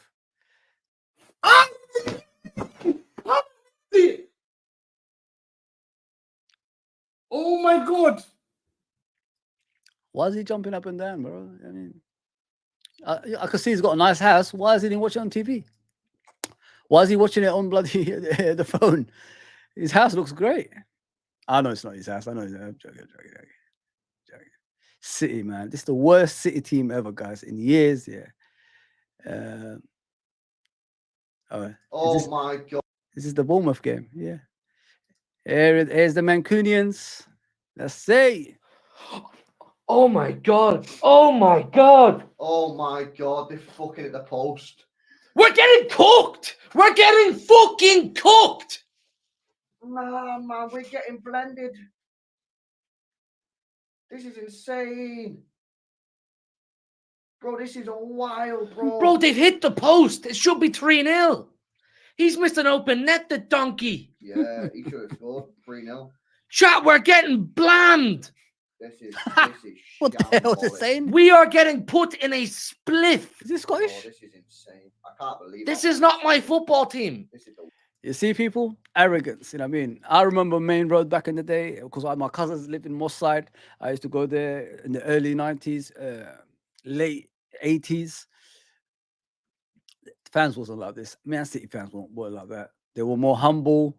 They knew their club wasn't, in that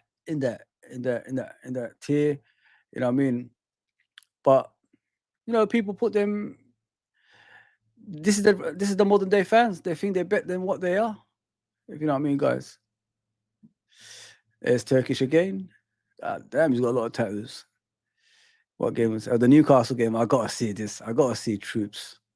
Still wearing his pajamas, man. Come on, man. Go and clean up, bro. No banter. Put it in the washing machine. They need to sack this man. You're Arteta out. I want him out. You see, people? No banter, like. That's who's that They on the need phone. to Yeah. sack this man. You're Arteta out. I want him out. He's speaking to who's on the phone. Goodness me. Oh my God. Arteta out. 1 minute is take your time on it, next minute is Arteta out. Get lost. Yeah, guys, that's me done, man. I don't see anything good coming out of this anymore. I think we've run out of stuff. Okay, give you one more, North Side, and then I'm off ski. Let me do the Undertaker, and then I'll go to North Side and I'm done. Yeah.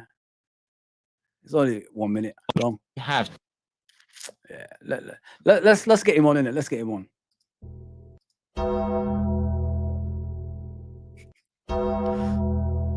Tell me why Jorginho, Benjamin White, and Alexander Zinchenko are coming on when we need to go. Tell me why, please.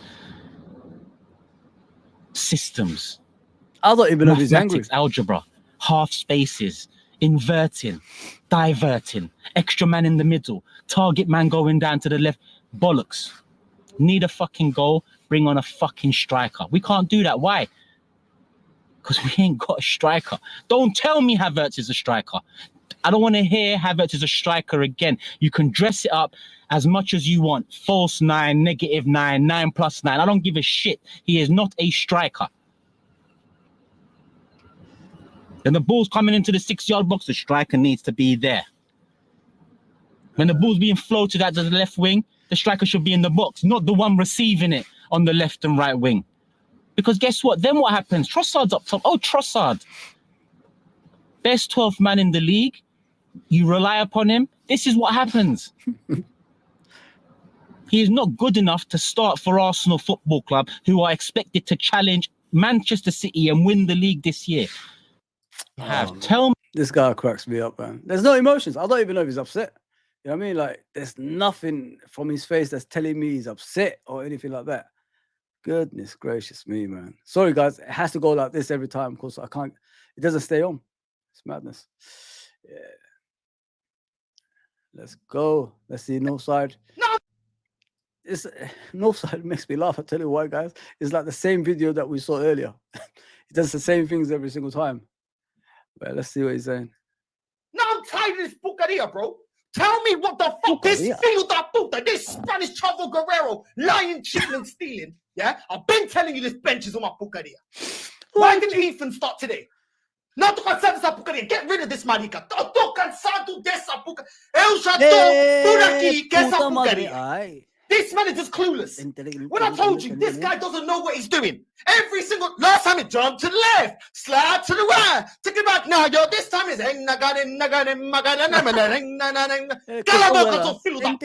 you're a bum. You're a bum. You don't know what the fuck you're doing. You keep players that are not good enough. You keep players that are not good. Today we had no style of play. We had no way to break them down. We had nothing.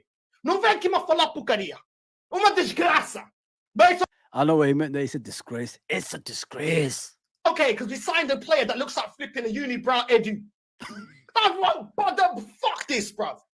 Man looks like the white guy from the Men in Black. I'm tired of this porcaria. I'm tired of this shit. You're in timber today. Hey, puta madre. Ay. As well. That stupido da merda. What did he do today? What did he do? That hazel eye flipping Thai dollar sign, filo da puta. Maybe I'm just paranoid. Yeah, you was paranoid after the way Gordon was clocking you in the fucking first half. I love it. I love it, man. I love it. Guys, that's me, man. 3 hours. I told you I'll be here for a bit. Big up to everybody, man. Thank you for the chat. You know, hey, puta madre. Ay.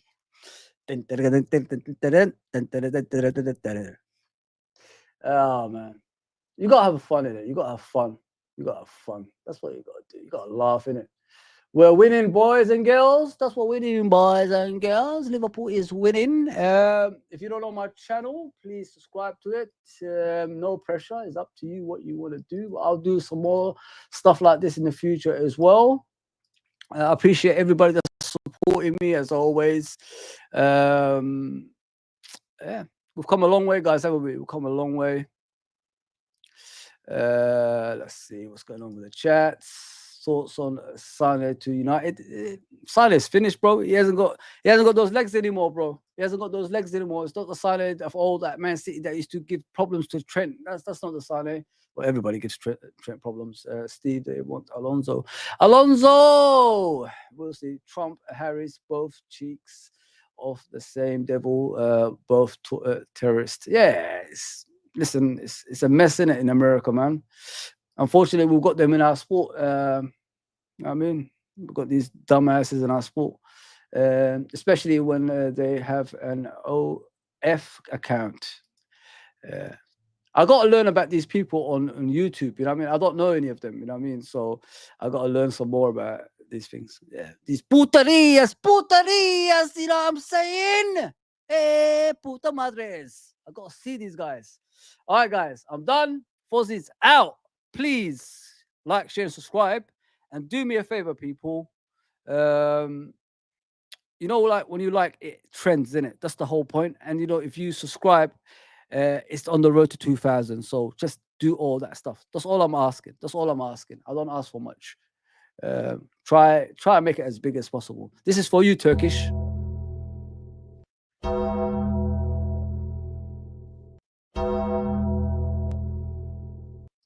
There you go. Take care, everybody. I've had fun today, honestly. Thank you to everybody. Take care, everybody.